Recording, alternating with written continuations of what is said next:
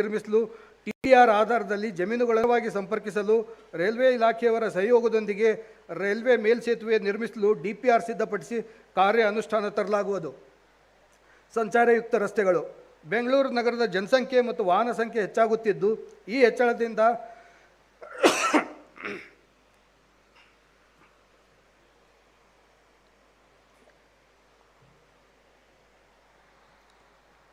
ಹೆಚ್ಚಳದಿಂದ ನಗರದ ಮೂಲಭೂತ ಸೌಕರ್ಯಗಳ ಮೇಲೆ ತೀವ್ರತರವಾದ ಒತ್ತಡಕ್ಕೆ ಒಳಗಾಗಿದ್ದು, ಈ ಯೋಜನೆ ಅಡಿಯಲ್ಲಿ ಬೆಂಗಳೂರು ನಗರದ ಹೊರವಲಯದಲ್ಲಿರುವ ರಾಜಕಾಲುವೆಗಳ ಬಫರ್ ಪ್ರದೇಶವನ್ನು ಟಿಡಿಆರ್ ಆಧಾರದ ಮೇಲೆ ಭೂ ಸ್ವಾಧೀನಪಡಿಸಿಕೊಂಡು ಸದರಿ ಕಾಲುವೆಗಳ ಎರಡೂ ಇಕ್ಕೆಲಗಳಲ್ಲಿ ಲಘು ವಾಹನ ಸಂಚಾರಕ್ಕೆ ರಸ್ತೆ ಪಥಗಳನ್ನು, ಸೈಕಲ್ ಪಥಗಳು,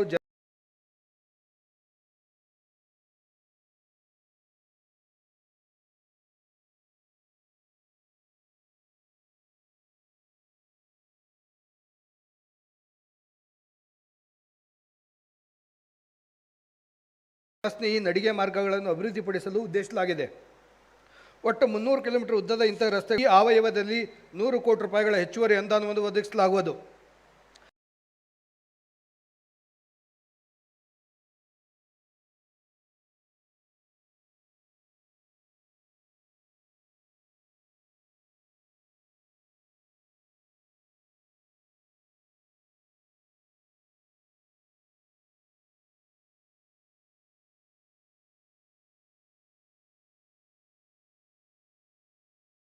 ಸುಗಮ ಸಂಚಾರಕ್ಕಾಗಿ ಗುಂಡಿ ರಹಿತ ಉತ್ತಮ ಶುದ್ಧ ಗಾಳಿ ಯೋಜನೆ ಅಡಿಯಲ್ಲಿ ಲಭ್ಯವಾಗಿರುವ ಅನುದಾನದಲ್ಲಿ ಅಂತಿಮ ಸಂಪರ್ಕ ಬಿಂದು ಲಾಸ್ಟ್ ಮೈಲ್ ಕನೆಕ್ಟಿವಿಟಿ ಸಾಧಿಸಲು 2024-25ನೇ ಸಾಲಿನ BBMP ಆವಯವದಲ್ಲಿ 45 ಕಿಲೋಮೀಟರ್. ಕರ್ನಾಟಕ ಸರ್ಕಾರವು 23-24 ವಿಶ್ವೇಶ್ವರಯ್ಯ ರೈಲ್ವೆ ಟರ್ಮಿನಲ್ ಪ್ರದೇಶಕ್ಕೆ ಸಂಪರ್ಕ ಕಲ್ಪಿಸಲು 380 ಕೋಟಿಗಳ ವೆಚ್ಚದಲ್ಲಿ ರೋಟರಿ ಮೇಲ್ಸೇತುವೆ ನಿರ್ಮಿಸಲು ಆಡಳಿತಾತ್ಮಕ ಅನುಮೋದನೆಯನ್ನು ನೀಡಿದ್ದು, 24-25ರಲ್ಲಿ ಸದರಿ ಯೋಜನೆಯನ್ನು ಜಾರಿಗೊಳಿಸಲಾಗುವುದು. ಬೃಹತ್ ಬೆಂಗಳೂರು ಮಹಾನಗರ ಪಾಲಿಕೆ ವ್ಯಾಪ್ತಿಯಲ್ಲಿ ಸುಮಾರು 1344 ಕಿಲೋಮೀಟರ್ ಉದ್ದದ ಆರ್ಟೀರಿಯಲ್ ಮತ್ತು ಸಬ್ ಆರ್ಟೀರಿಯಲ್ ರಸ್ತೆಗಳಿದ್ದು, ಸುಮಾರು 11,533 ಕಿಲೋಮೀಟರ್ ಉದ್ದದ ಇತರ ರಸ್ತೆಗಳಿದ್ದು, ಡಿಜಿಟಲ್ ಬೆಂಗಳೂರು ಶೀರ್ಷಿಕೆ ಅಡಿಯಲ್ಲಿ ನಿರ್ದಿಷ್ಟ OFC ಕೇಬಲ್ ಡಕ್ಟ್ ಪಥಗಳನ್ನು ನಿರ್ಮಿಸಲು ಯೋಜಿಸಲಾಗಿದ್ದು, ಇದಕ್ಕಾಗಿ ಪ್ರಾರಂಭಿಕ ಯೋಜನಾ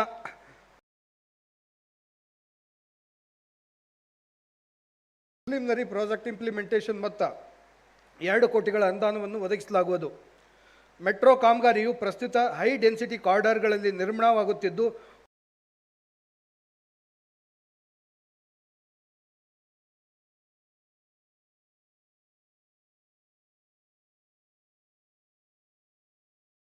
ಮುಂದಿನ ದಿನಗಳಲ್ಲಿ ವಾಹನ ಸಾಂದ್ರತೆ ಹೆಚ್ಚಾಗುವ ಸಾಧ್ಯತೆಗಳು ಕಂಡುಬಂದಿರುತ್ತದೆ.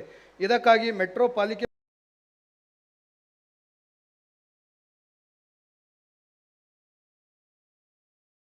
ಮತ್ತು ಕೆ ರೈಡ್ ಜಂಟಿಯಾಗಿ ಮುಂಬರುವ ಯೋಜಿಸಲಾಗಿದೆ. ಈ ಯೋಜನೆ ಡೆವಲಪ್ಮೆಂಟ್ ಸ್ಕೈ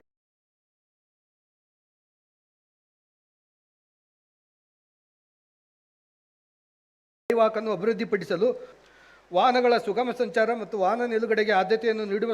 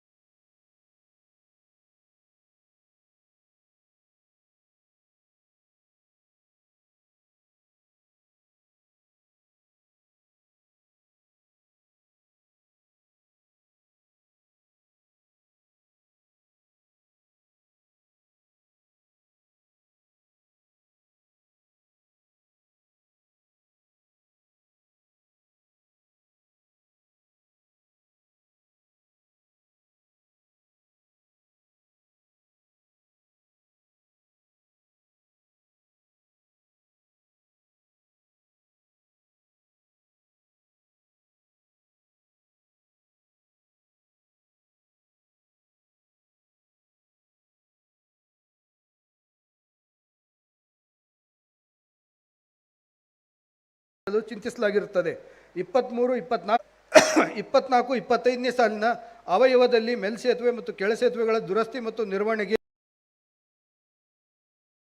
25 ಕೋಟಿ ರೂಪಾಯಿಗಳ ಅನುದಾನವನ್ನು ಒದಗಿಸಲಾಗುವುದು. ಮುಚ್ಚುವಿಕೆ ರಸ್ತೆ ಕತ್ತರಿಸಿದ ಭಾಗಗಳನ್ನು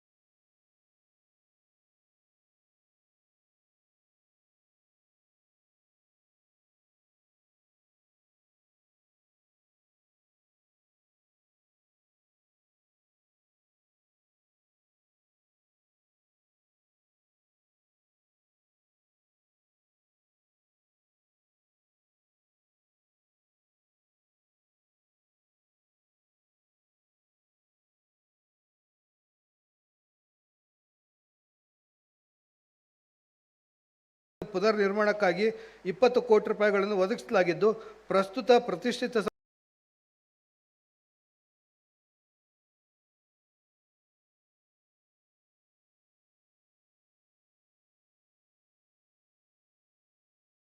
ಪ್ರತಿ ವಾರ್ಡ್ನಲ್ಲಿ ಅಭಿವೃದ್ಧಿ ಕಾಮಗಾರಿಯನ್ನು ಕೈಗೆತ್ತಿಕೊಳ್ಳಲು ತಲಾ 1.25 ಕೋಟಿ ರೂಪಾಯಿಗಳ ಅನುದಾನ ನೀಡಲಾಗುವುದು. ಒಟ್ಟಾರೆಯಾಗಿ 450 ಕೋಟಿ ರೂಪಾಯಿಗಳ ತ್ಯಾಜ್ಯ ನಿರ್ವಹಣೆಯು ಪಾಲಿಕೆ ಎದುರಿಸುತ್ತಿರುವ ಪ್ರಮುಖ ಸವಾಲಾಗಿದೆ.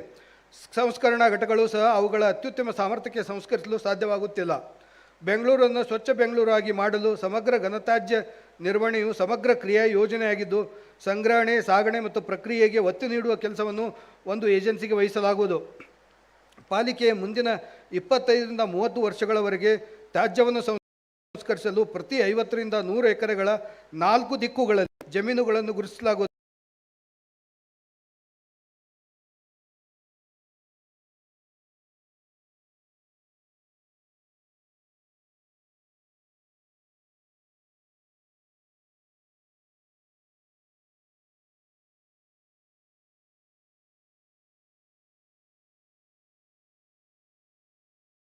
ಜಮೀನುಗಳ ಖರೀದಿಗಾಗಿ ಸ್ವಚ್ಛ ಬೆಂಗಳೂರಿನಡಿ 100 ಕೋಟಿ ರೂಪಾಯಿಗಳನ್ನು ಮೀಸಲಿರಿಸಲಾಗಿದೆ.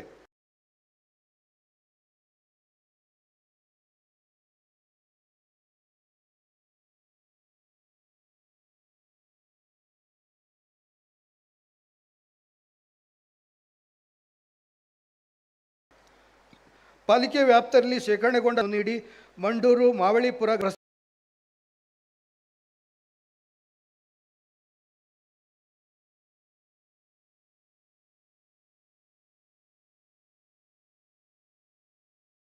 ಸಾಲಿನಲ್ಲಿ ವಿಭಾಗಕ್ಕೆ ಒಂದರಂತೆ ವರ್ಗಾಮರ್ಥ್ಯದ 4 ಬಯೋಮಿಥನೈಸೇಷನ್ ಘಟಕಗಳು ಹಾಗೂ ಪ್ರತಿನಿತ್ಯ 50 ಟನ್ ಸಾಮರ್ಥ್ಯದ 1 ಘಟಕಗಳನ್ನು ನಿರ್ಮಿಸಲು ಉದ್ದೇಶಿಸಲಾಗಿದೆ.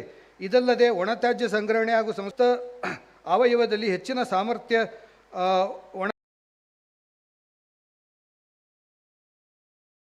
ಒಣತ್ಯಾಜ್ಯ ಸಂಸ್ಕರಿಸುವ ಮಟೀರಿಯಲ್ ರಿಕವರಿ ಫೆಸಿಲಿಟಿ ನಿರ್ಮಿಸುವ ಯೋಜನೆ ರೂಪಿಸಲಾಗಿದೆ. ಪಾಲಿಕೆ ವ್ಯಾಪ್ತಿಯಲ್ಲಿ ಸಾರ್ವಜನಿಕ ನೈರ್ಮಲ್ಯವನ್ನು ನಿರ್ಮಿಸುವ ಗುರಿಯನ್ನು ಹೊಂದಿರುತ್ತದೆ. ಮಹಿಳೆಯರಿಗೆ ಪ್ರಾಮುಖ್ಯತೆ ನೀಡಿ 100 ಸಂಖ್ಯೆಯ ಶೀ ಟಾಯ್ಲೆಟ್ಸ್ಗಳನ್ನು ನಿರ್ಮಿಸಲಾಗುತ್ತಿದೆ. ಪಾಲಿಕೆಯ ಘನತ್ಯಾಜ್ಯ ನಿರ್ವಹಣೆಯಲ್ಲಿ ನಿರತರಾಗಿರುವ ಪೌರ ಕಾರ್ಮಿಕರ ವಿಶ್ರಾಂತಿಗಾಗಿ 50 ಸ್ಥಳಗಳಲ್ಲಿ ಶಾಶ್ವತ ವಿಶ್ರಾಂತಿ ಕೊಠಡಿಗಳನ್ನು ನಿರ್ಮಿಸುವ ಗುರಿ ಹೊಂದಲಾಗಿರುತ್ತದೆ. ಈ ಉದ್ದೇಶಕ್ಕಾಗಿ 10 ಕೋಟಿ ರೂಪಾಯಿಗಳನ್ನು ಮೀಸಲಿರಿಸಲಾಗಿದೆ.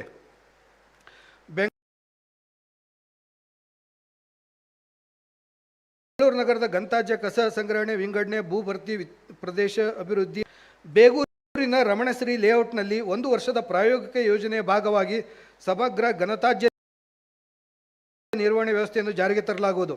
ಇದಕ್ಕೆ 250 ಮನೆಗಳನ್ನು ಆಯ್ಕೆ ಮಾಡಿ ಹಸಿ ತ್ಯಾಜ್ಯ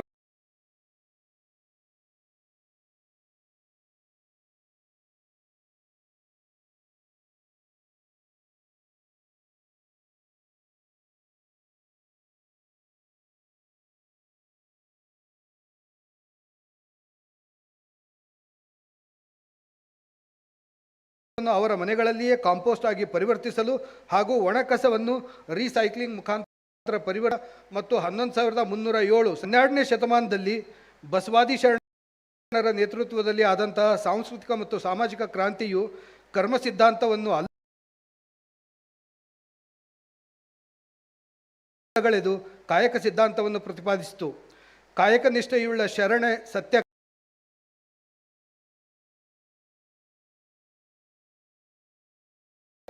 ಓರ್ವ ಪೌರ ಕಾರ್ಮಿಕೆಯಾಗಿ ಅತ್ಯಂತ ಪ್ರಾಮಾಣಿಕ ಮತ್ತು ನಿಷ್ಠೆಯಿಂದ ಅವಳ ಪೌರ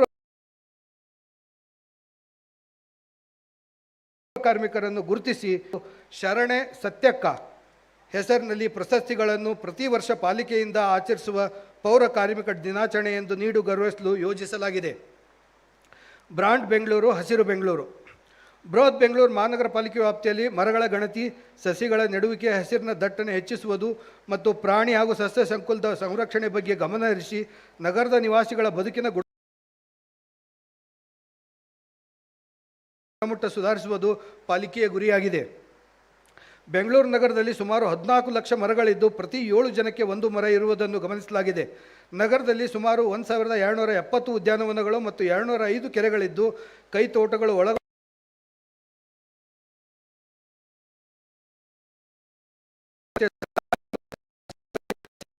ಇವೆ.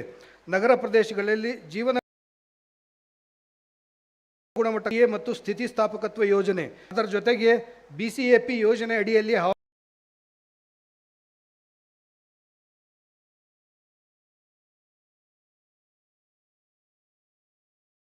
ಹವಾಮಾನ ಕ್ರಮಗಳ ಅನುಷ್ಠಾನಕ್ಕೆ ಹವಾಮಾನ ಕ್ರಿಯೆ ಕೋಶವನ್ನು ರಚಿಸಲಾಗಿದೆ. ಹಸಿರು ಮನೆ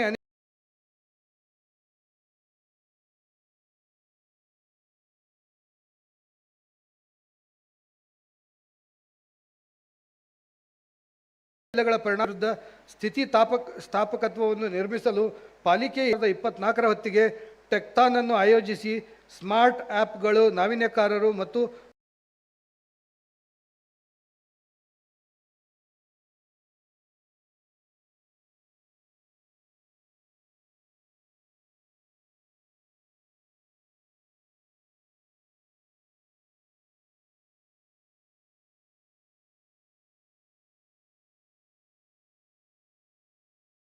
ಪ್ರಶಸ್ತಿ ವಿಜೇತರ ಮೂಲಕ ಹವಾಮಾನ ಸುಸ್ಥಿರ ಅಗತ್ಯತೆ ಮತ್ತು ಅದರ ಕೊಡುಗೆ ಹೆಚ್ಚಿಸಲು ಹಸಿರು ಅಭಿಯಾನವನ್ನು ಕ್ಯಾಂಪೇನ್ಗಳನ್ನು ಗುರುತಿಸಲಾಗುವುದು.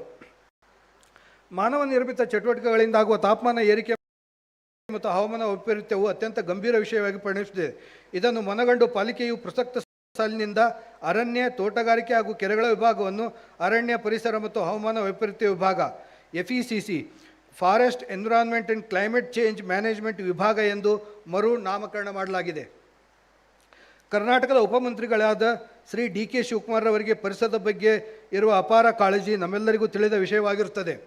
ಅದನ್ನು ಸಾಕಾರಗೊಳಿಸಲು ಪರಿಸರದಲ್ಲಿನ ಗಿಡಮರಗಳ ಮಹತ್ವವನ್ನು ಶಾಲಾ ಕಾಲೇಜು ವಿದ್ಯಾರ್ಥಿಗಳಲ್ಲಿ ಮೂಡಿಸುವ ಸಲುವಾಗಿ ಹಸಿರು ರಕ್ಷಕ ಎಂಬ ಮೊಬೈಲ್ ಅಪ್ಲಿಕೇಶನನ್ನು ಅಭಿವೃದ್ಧಿಪಡಿಸಿ ಪಾಲಿಕೆಯು ಈಗಾಗಲೇ ನೆಟ್ಟಿರುವ ಮರಗಳಿಗೆ ಸುಮಾರು 224 ಶಾಲೆಗಳ 52,000 ವಿದ್ಯಾರ್ಥಿಗಳನ್ನು ಟ್ಯಾಗ್ ಮಾಡಿದೆ. ಈ ಯುವ ಹಸಿರು ರಕ್ಷಕರು ಟ್ಯಾಗ್ ಮಾಡಿರುವ ಮರಗಳ ಆರೋಗ್ಯದ ಬಗ್ಗೆ 3 ವರ್ಷಗಳವರೆಗೆ ವೀಕ್ಷಿಸಿ ಪಾಲಿಕೆ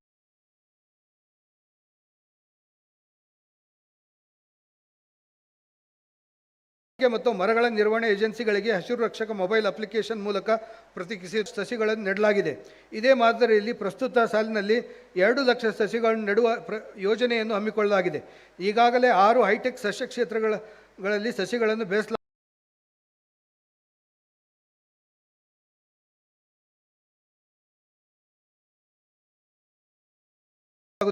ಪ್ರಸಕ್ತ ಸಾಲಿನಲ್ಲಿ ಹೆಚ್ಚಿನ ಸಸಿಗಳ ಬೇಡಿಕೆಗೆ 2 ಹೊಸ ಹೈಟೆಕ್ ಸಸ್ಯ ಕ್ಷೇತ್ರಗಳನ್ನು ದಾಸರಹಳ್ಳಿ ಮತ್ತು ವತಿಯಿಂದ ಬೆಂಗಳೂರು ನಗರ ವ್ಯಾಪ್ತಿಯಲ್ಲಿರುವ ಮರಗಳನ್ನು ಗಣತಿ ಮಾಡುವ ಕಾರ್ಯವನ್ನು ಹಮ್ಮಿಕೊಳ್ಳಲಾಗಿದೆ. ಈ ಸಾಲಿನಲ್ಲಿ ಸಹ ಮುಂದುವರಿಸಲಾಗುವುದು. ಹಾವು ಮತ್ತು ಮಂಗಗಳಿಂದ ಸಾರ್ವಜನಿಕರಿಗೆ ಆಗುವ ಉಪಟಳವನ್ನು ತಡೆಯಲು ಸೂಕ್ತ ಕ್ರಮ ಕೈಗೊಳ್ಳಲಾಗಿದೆ. ಜನವಸತಿ ಪ್ರದೇಶದಲ್ಲಿ ಆಕಸ್ಮಿಕವಾಗಿ ಬರುವ ಹಾವುಗಳು ಮತ್ತು ಇತರೆ ವನ್ಯಜೀವಿಗಳನ್ನು ರಕ್ಷಿಸಿ ಸುರಕ್ಷಿತ ಪ್ರದೇಶಗಳಲ್ಲಿ ಬಿಡಲಾಗುತ್ತದೆ ಹಾಗೂ ಅಪಘಾತಕ್ಕೀಡಾದ ಅಥವಾ ಗಾಯಗೊಂಡ ವನ್ಯಜೀವಿ ಪ್ರಾಣಿಗಳ ರಕ್ಷಣೆಗೆ ಬನ್ನೇರುಘಟ್ಟ ರಾಷ್ಟ್ರೀಯ ಉದ್ಯಾನವನದಲ್ಲಿ ಆರೈಕೆ ಕೇಂದ್ರ ಸ್ಥಾಪಿಸಲು ಈ ಸಾಲಿನಲ್ಲಿ 1 ಕೋಟಿ ರೂಪಾಯಿಗಳನ್ನು ಒದಗಿಸಲಾಗುವುದು. ಹಸಿರೀಕರಣವು ಪರಿಸರದಲ್ಲಿ ಉತ್ತಮ ವಾತಾವರಣ ಕಲ್ಪಿಸಿ ಆಮ್ಲಜನಕ ಒದಗಿಸುವುದರಿಂದ ಮನಸ್ಸು ಮತ್ತು ದೇಹ ಮನೋಲ್ಲಾಸದಿಂದ ಕೂಡಿರುತ್ತದೆ. 270ಕ್ಕೂ ಅಧಿಕ ಉದ್ಯಾನಗಳಿವೆ. ಈ ಉದ್ಯಾನಗಳ ನಿರ್ವಹಣೆಯನ್ನು ವೀಕ್ಷಿಸುವ ಉದ್ಯಾನ ಮಿತ್ರ ಮೊಬೈಲ್ ಅಪ್ಲಿಕೇಶನ್ನಲ್ಲಿ ದೈನಂದಿನ ನಿರ್ವಹಣೆಯ ಕಾಮಗಾರಿಗಳ ತಪಾಸಣೆಯನ್ನು ಕೈಗೊಳ್ಳಲು ಸಹಕಾರಿಯಾಗುತ್ತಿದ್ದು ಇದನ್ನು ಲೋಕಾರ್ಪಣೆ ಮಾಡಲಾಗಿದೆ. ಉದ್ಯಾನವನಗಳ ನಿರ್ವಹಣೆ ಮತ್ತು ಅಭಿವೃದ್ಧಿಗೆ ಸಂಬಂಧಿಸಿದ ಸೇವೆ ಮತ್ತು ಸೌಲಭ್ಯಗಳನ್ನು ಪಾರ್ಕ್ ಕನ್ಸರ್ವೇಷನ್ ಪಾಲಿಸಿಯನ್ನು ರೂಪಿಸಲಾಗಿದೆ. ಪಾಲಿಕೆಯ ಕಂದಾಯ ಇಲಾಖೆಯ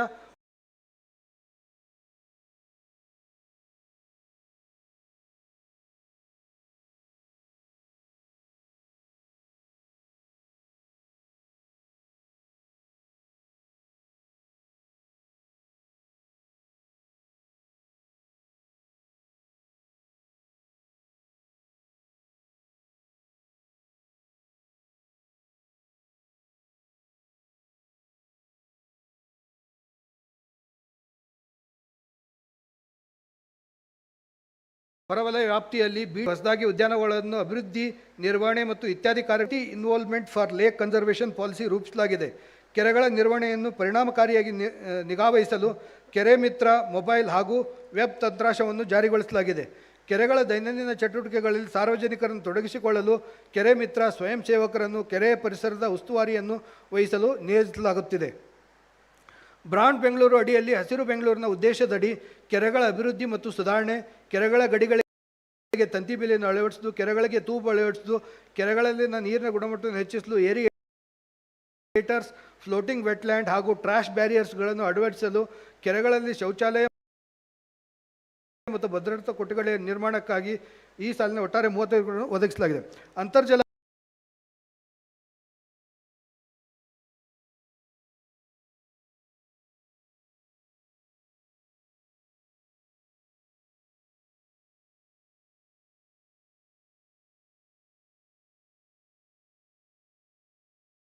ಮಟ್ಟವನ್ನು ಕಾಪಾಡಿಕೊಳ್ಳಲು ನಗರದಲ್ಲಿನ ಎಲ್ಲ ಸರ್ಕಾರಿ ಕಚೇರಿಗಳಲ್ಲಿ ಮಳೆ ನೀರು ಕೊಯ್ಲು ವ್ಯವಸ್ಥೆಯನ್ನು ಅಳವಡಿಸಿಕೊಳ್ಳುವುದು. ಇದನ್ನು ದೃಢೀಕರಿಸಿಕೊಳ್ಳಲು ಎಲ್ಲ ಇಲಾಖೆಗಳಿಂದ ದೃಢೀಕರಣ ಪತ್ರವನ್ನು ಪಡೆದುಕೊಳ್ಳಲು ಇಂಗುಗುಂಡಿಗಳನ್ನು ಸರ್ಕಾರೇತರ ಸಂಘ ಸಂಸ್ಥೆಗಳ ಸಹಭಾಗಿ ಕೋಟಿ ರೂಪಾಯಿಗಳನ್ನು ಒದಗಿಸಲಾಗುವುದು. ಬೆಂಗಳೂರು ನಗರದಲ್ಲಿನ ಹವಾಮಾನ ವೈಪರೀತ್ಯ ಹಾಗೂ ಪ್ರವಾಹ ಹಾನಿಯನ್ನು ಶಾಶ್ವತವಾಗಿ ತಡೆಗಟ್ಟಲು ಮತ್ತು ಪ್ರವಾಹ ಹಾನಿಯಿಂದ ಆಗಬಹುದಾದ ಹಾನಿಯನ್ನು ಕನಿಷ್ಠ ಪ್ರಮಾಣಕ್ಕೆ ಇಳಿಸಲು ಬೃಹತ್ ಬೆಂಗಳೂರು ಮಹಾನಗರ ಪಾಲಿಕೆಯು ಸನ್ನದ್ಧವಾಗಿ ದಿಟ್ಟ ಹೆಜ್ಜೆಯನ್ನು ಇಟ್ಟಿರುತ್ತದೆ. ಬೃಹತ್ ಬೆಂಗಳೂರು ಮಹಾನಗರ ಪಾಲಿಕೆ ವ್ಯಾಪ್ತಿಯಲ್ಲಿ ಒಟ್ಟು 859 ಕಿಲೋಮೀಟರ್ ಉದ್ದದ ಪ್ರಥಮ ಹಾಗೂ ದ್ವಿತೀಯ ರಾಜಕಾಲುವೆಗಳ ಜಾಲವಿದ್ದು, ಈಗಾಗಲೇ 491 ಕಿಲೋಮೀಟರ್ಗಳ ಉದ್ದದ ರಾಜಕಾಲುವೆಗಳಿಗೆ ತಡೆಗೋಡೆಯನ್ನು 23, 23, 24ರಲ್ಲಿ 1900 ಕೋಟಿಗಳ ಅನುದಾನವನ್ನು ನೀಡಲಾಗಿದ್ದು, ಸದರಿ ಮೊತ್ತದಲ್ಲಿ 195 ಕಿಲೋಮೀಟರ್ ಉದ್ದದ ರಾಜಕಾಲುವೆಗಳಿಗೆ ತಡೆಗೋಡೆ ನಿರ್ಮಿಸುವ ಕಾರ್ಯವು ಪ್ರಗತಿಯಲ್ಲಿರುತ್ತದೆ. ಉಳಿಕೆ 173 ಕಿಲೋಮೀಟರ್ ಉದ್ದದ ರಾಜಕಾಲುವೆಗಳಿಗೆ ತಡೆಗೋಡೆಯನ್ನು ನಿರ್ಮಿಸಬೇಕಾಗಿದ್ದು, ಈ ಪ್ರಸ್ತಾವನೆಗೆ ವಿಶ್ವ ಬ್ಯಾಂಕ್ ಮಿಟಿಗೇಷನ್ ಫಂಡ್ಗಾಗಿ ಈಗಾಗಲೇ ಪ್ರಸ್ತಾವನೆಯನ್ನು ಕೇಂದ್ರ ಸರ್ಕಾರದ ಗೃಹ ಸಚಿವಾಲಯಕ್ಕೆ ಸಲ್ಲಿಸಲಾಗಿದ್ದು, 250 ಕೋಟಿಗಳ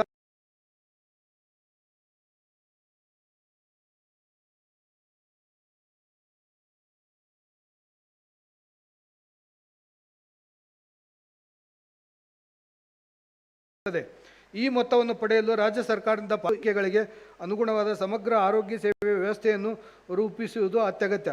ಇಂತಹ ವ್ಯವಸ್ಥೆ ಇದ್ದಾಗ ಮಾತ್ರ ನಗರದ ನಿವಾಸಿಗಳು ಆರೋಗ್ಯಕರ ಮತ್ತು ಸಂತಸ ಬದುಕು ನಡೆಸಲು ಸಾಧ್ಯವಾಗುತ್ತದೆ. ನಗರವೊಂದರ ನಿವಾಸಿಗಳ ಸ್ವಾಸ್ಥ್ಯವು ಅಲ್ಲಿನ ಆರೋಗ್ಯ ಸೇವಾ ವ್ಯವಸ್ಥೆಯೊಂದಿಗೆ ಅಂತರ್ಗತ ಸಂಬಂಧ ಹೊಂದಿರುತ್ತದೆ. ಬ್ರಾಂಡ್ ಬೆಂಗಳೂರು ಅಡಿಯಲ್ಲಿ ಆರೋಗ್ಯ ಸೇವೆಗಳನ್ನು ಉನ್ನತೀಕರಿಸಲು 2 ವರ್ಷಗಳಲ್ಲಿ ಸುಮಾರು 200 ಕೋಟಿ ರೂಪಾಯಿಗಳ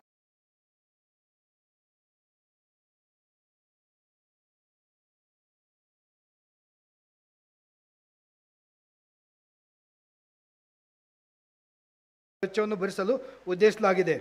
ಪ್ರಸಕ್ತ ಸಾಲಿನಲ್ಲಿ ಸುಮಾರು 100 ಕೋಟಿ ರೂಪಾಯಿಗಳ ಯೋಜನೆಯನ್ನು ಕೈಗೆತ್ತಿಕೊಳ್ಳುವ ಒಟ್ಟಾರೆ ಪರಿಣಾಮಕಾರಿ ಆರೋಗ್ಯ ಮತ್ತು ಕುಟುಂಬ ಕಲ್ಯಾಣ ಇಲಾಖೆ ಮತ್ತು ಪಾಲಿಕೆ ನಡುವಿನ ಸಮನ್ವಯವನ್ನು ಸುಗಮಗೊಳಿಸುವುದು ಅನಿವಾರ್ಯವಾಗಿದೆ. ಬೆಂಗಳೂರು ಆರೋಗ್ಯ ಆಯುಕ್ತರು ಎನ್ನುವ ಹೊಸ ಹುದ್ದೆಯನ್ನು ಸೃಜಿಸಿ ಬೆಂಗಳೂರಿನಡಿಯಲ್ಲಿ ಬರುವ ಎಲ್ಲ ಆರೋಗ್ಯ ವ್ಯವಸ್ಥೆಯನ್ನು ಅವರ ಆಡಳಿತಾತ್ಮಕ ಸುಪರ್ದಲ್ಲಿ ತರಲಾಗುವುದು. ಬೆಂಗಳೂರು ಆರೋಗ್ಯ ವ್ಯವಸ್ಥೆಯನ್ನು ರಚನೆ ಮಾಡಿ ಪ್ರಾಥಮಿಕ ಮತ್ತು ಹೆರಿಗೆ ಆರೋಗ್ಯ ಸೌಲಭ್ಯಗಳನ್ನು ಆಡಳಿತಾತ್ಮಕ ಮತ್ತು ಆರ್ಥಿಕ ಮೇಲ್ವಿಚಾರಣೆಯನ್ನು ಪಾಲಿಕೆಯು ವಹಿಸಿಕೊಂಡು ಈಗಾಗಲೇ ಆರೋಗ್ಯ ಮತ್ತು ಕುಟುಂಬ ಕಲ್ಯಾಣ ಇಲಾಖೆಯಲ್ಲಿರುವ ದ್ವಿತೀಯ ಮತ್ತು ತೃತೀಯ ಆರೋಗ್ಯ ಸೌಲಭ್ಯಗಳನ್ನು ಕೂಡ ಬೆಂಗಳೂರು ಆರೋಗ್ಯ ಆಯುಕ್ತರವರ ಆಡಳಿತಾತ್ಮಕ ಮೇಲ್ವಿಚಾರಣೆಯಲ್ಲಿ ವಹಿಸಿಕೊಡಲಾಗುವುದು. ಇಂತಹ ಕ್ರಮದಿಂದಾಗಿ ಪಾಲಿಕೆಯು 144 ನಗರ ಪ್ರಾಥಮಿಕ ಆರೋಗ್ಯ ಕೇಂದ್ರಗಳನ್ನು, 225 ನಮ್ಮ ಕ್ಲಿನಿಕ್ಗಳನ್ನು, 27 ಹೆರಿಗೆ ಆಸ್ಪತ್ರೆಗಳನ್ನು, 7 ಫಸ್ಟ್ ರೆಫರಲ್ ಯೂನಿಟ್ಗಳನ್ನು ನಿರ್ವಹಿಸಿಕೊಳ್ಳಲು ಈ ಸಾಲಿನಲ್ಲಿ 20 ಕೋಟಿ ರೂಪಾಯಿಗಳನ್ನು ಒದಗಿಸಲಾಗುವುದು. ಸಮಗ್ರ ಸದೃಢ ಆರೋಗ್ಯ ಪಾಲಿಕೆಯು ತನ್ನ ಸೇವಾ ವಿತರಣೆಯನ್ನು ಉನ್ನತೀಕರಿಸಲು ಸಮಗ್ರ ಸದೃಢ ಆರೋಗ್ಯ ಹೆಸರಿನಡಿಯಲ್ಲಿ ಮುಂದಿನ 3 ವರ್ಷಗಳಲ್ಲಿ ಸಮಗ್ರ ಯೋಜನೆಯನ್ನು ಹಮ್ಮಿಕೊಂಡಿರುತ್ತದೆ. ಇದರ ಭಾಗವಾಗಿ 40 ಹೊಸ ನಗರ ಪ್ರಾಥಮಿಕ ಆರೋಗ್ಯ ಕೇಂದ್ರಗಳನ್ನು ನಿರ್ಮಿಸಲು ಮತ್ತು 81 ಸಂಖ್ಯೆಯ ಪ್ರಾಥಮಿಕ ಆರೋಗ್ಯ ಕೇಂದ್ರಗಳನ್ನು ನವೀಕರಿಸಲು 64 ಕೋಟಿ ರೂಪಾಯಿಗಳನ್ನು ವ್ಯಯಿಸಲಾಗುತ್ತಿದೆ. ಮುಂದುವರೆದು 24 ಸಂಖ್ಯೆಯ ಹೆರಿಗೆ ಆಸ್ಪತ್ರೆಗಳು ಮತ್ತು ರೆಫರಲ್ ಘಟಕಗಳಲ್ಲಿ ಹೆಚ್ಚುವರಿ ಕೊಠಡಿಗಳನ್ನು ನಿರ್ಮಿಸಲು 24 ಕೋಟಿ ರೂಪಾಯಿಗಳನ್ನು ವ್ಯಯಿಸಲಾಗುತ್ತಿದೆ.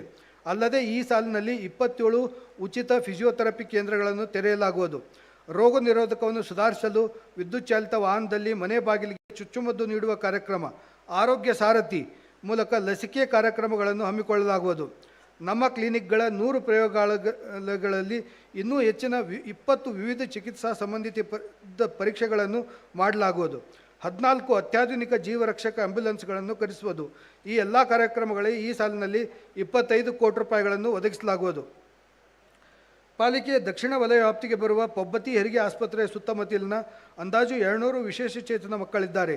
ಇಂಥ ಮಕ್ಕಳ ತಾಯಂದಿರು ದಿನಗೂಲಿ ಚಟುವಟಿಕೆಯಲ್ಲಿ ತೊಡಗಿರುವಾಗ ಮಕ್ಕಳು ಅಭಿವೃದ್ಧಿ ಹೊಂದಲು ಪೂರಕ ವಾತಾವರಣ ನಿರ್ಮಾಣ ಮಾಡಲು 1 ಕೋಟಿ ರೂಪಾಯಿಗಳ ಅನುದಾನದಲ್ಲಿ ವಿಶೇಷಚೇತನ ಮಕ್ಕಳಿಗೆ ದಿನದ ಆರೈಕೆ ಕೇಂದ್ರ day care centre for special children ಸ್ಥಾಪಿಸಲು ಉದ್ದೇಶಿಸಲಾಗಿದೆ. ಪಾಲಿಕೆಯು ಆಂತರಿಕ ವೈದ್ಯರ ತಂಡ ಮತ್ತು ಕ್ಷೇತ್ರ ತಜ್ಞರ ಸಹಾಯದಿಂದ ಮನೋಬಿಂಬ ಎಂಬ ಸಂವಾದಾತ್ಮಕ ಯೂಟ್ಯೂಬ್ ಚಾನಲನ್ನು ಆಯೋಜಿಸುವುದರ ಮೂಲಕ ನಾಗರಿಕರ ಸಾಮಾಜಿಕ ಮತ್ತು ಕೌಟುಂಬಿಕ ಸಮಸ್ಯೆಗಳು, ಉದ್ಯೋಗ ಸಂಬಂಧಿ ಒತ್ತಡಗಳು ಮತ್ತು ಉದ್ಯಮಶೀಲತೆಯಲ್ಲಾಗುವ ಏರುಪೇರುಗಳಿಂದ ಆಗುವ ಮಾನಸಿಕ ಪರಿಣಾಮಗಳನ್ನು ಎದುರಿಸಲು ಸಹಕಾರಿಯಾಗುವುದು. ಈಗಾಗಲೇ ಬೃಹತ್ ಬೆಂಗಳೂರು ನಗರ ಪಾಲಿಕೆ ಅಡಿಯಲ್ಲಿ ವೈದ್ಯಕೀಯ ಮಹಾವಿದ್ಯಾಲಯ ಹಲವಾರು ವರ್ಷಗಳಿಂದ ಉತ್ತಮ ಆರೋಗ್ಯ ಸೇವೆ ಸಲ್ಲಿಸುವಲ್ಲಿ ಮೇಲ್ಪಂಕ್ತಿಯಲ್ಲಿರುತ್ತದೆ. ಅದೇ ಮಾದರಿಯಲ್ಲಿ ಬೃಹತ್ ಬೆಂಗಳೂರು ನಮ್ಮ ಭಾರತ ಸಂವಿಧಾನದ ಸಮಾಜವಾದಿ ಸಿದ್ಧಾಂತದ ದ್ಯೋತಕವಾಗಿರುವ ರಾಜ್ಯದ ಜನಪ್ರಿಯ ಸನ್ಮಾನ್ಯ ಮುಖ್ಯಮಂತ್ರಿಗಳಾದ ಶ್ರೀ ಸಿದ್ದರಾಮಯ್ಯನವರ ನೆಚ್ಚಿನ ಕಾರ್ಯಕ್ರಮವಾದ ಇಂದಿರಾ ಕ್ಯಾಂಟೀನ್ಗಳ ಮುಖಾಂತರ ಬಡವರ ಹಸಿವನ್ನು ನೀಗಿಸಿ ಪೌಷ್ಟಿಕಾಂಶಯುಕ್ತ ಆಹಾರ ಒದಗಿಸುವ ನಿಟ್ಟಿನಲ್ಲಿ ಪಾಲಿಕೆಯ ಪ್ರತಿ ವಾರ್ಡ್ನಲ್ಲಿ ಇಂದಿರಾ ಕ್ಯಾಂಟೀನ್ ಸ್ಥಾಪಿಸಲು ಯೋಜಿಸಿದೆ. ಇದರ ಭಾಗವಾಗಿ 50 ಹೊಸ ಇಂದಿರಾ ಕ್ಯಾಂಟೀನ್ಗಳನ್ನು ಸ್ಥಿರ ಅಥವಾ ಮೊಬೈಲ್ ಮೋಡ್ಗಳಲ್ಲಿ ಸ್ಥಾಪಿಸಲಾಗುವುದು. ಸರ್ಕಾರದ ಇಂದಿರಾ ಕ್ಯಾಂಟೀನ್ ಯೋಜನೆಯನ್ನು ಜಾಗತಿಕ ಮಟ್ಟದಲ್ಲಿ ಬಿಂಬಿಸಲು ಕೆಂಪೇಗೌಡ ಅಂತಾರಾಷ್ಟ್ರೀಯ ವಿಮಾನ ನಿಲ್ದಾಣದಲ್ಲಿ ಈ ಸಾಲಿನಲ್ಲಿ ಹೊಸದಾಗಿ ಇಂದಿರಾ ಕ್ಯಾಂಟೀನ್ ಸ್ಥಾಪಿಸಲು ಯೋಜಿಸಲಾಗಿದೆ. ಈ ಒಟ್ಟು ಉದ್ದೇಶಗಳಿಗಾಗಿ ಈ ಸಾಲಿನಲ್ಲಿ 70 ಕೋಟಿ ರೂಪಾಯಿಗಳನ್ನು ಒದಗಿಸಲಾಗಿದೆ. ಪಾಲಿಕೆಯ ಹೊಸ ರುದ್ರಭೂಮಿ ಹಾಗೂ ಚಿತಾಗಾರ ನಿರ್ಮಾಣ ಮಾಡುವುದು ಮತ್ತು ಹಾಲಿ ಇರುವ ರುದ್ರಭೂಮಿ ಹಾಗೂ ಚಿತಾಗಾರ ಉನ್ನತೀಕರಿಸುವ ಸಲುವಾಗಿ 15 ಕೋಟಿ ರೂಪಾಯಿಗಳನ್ನು ಒದಗಿಸಲಾಗಿದೆ. ಬೀದಿ ನಾಯಿಗಳ ಸಂಖ್ಯೆಯನ್ನು ನಿಯಂತ್ರಿಸಲು ಸಂತಾನ ನಿಯಂತ್ರಣ ಕೇಂದ್ರಗಳನ್ನು ಹೆಚ್ಚಿಸಿ ಸಂಯೋಜಿತ ಲಸಿಕೆ ನೀಡುವುದರ ಮೂಲಕ ಅವುಗಳಿಂದ ಸಾಂಕ್ರಾಮಿಕ ರೋಗಗಳನ್ನು ತಡೆಗಟ್ಟಲು ಮತ್ತು ಪ್ರಾಣಿ ಮಾಡಲು 2 ವಲಯಗಳಲ್ಲಿ ಆಧುನಿಕ ಕಸಾಯಿಖಾನೆ ನಿರ್ಮಾಣ ಮಾಡಲು ಹಾಗೂ ಪ್ರಾಣಿಗಳ ತ್ಯಾಜ್ಯ ವಿಲೇವಾರಿಗಾಗಿ 4 ಘಟಕಗಳನ್ನು ನಿರ್ಮಿಸಲು ಈ ಸಾಲಿನಲ್ಲಿ ಒಟ್ಟು 10 ಕೋಟಿ ರೂಪಾಯಿಗಳನ್ನು ಒದಗಿಸಲಾಗಿದೆ.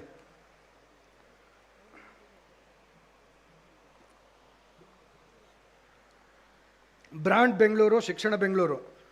ಪ್ರಾಥಮಿಕ ಮತ್ತು ಪ್ರೌಢ ಶಿಕ್ಷಣವನ್ನು ಒದಗಿಸುವುದು ಪಾಲಿಕೆಯ ಮೂಲಭೂತ ಜವಾಬ್ದಾರಿಯಾಗಿದೆ.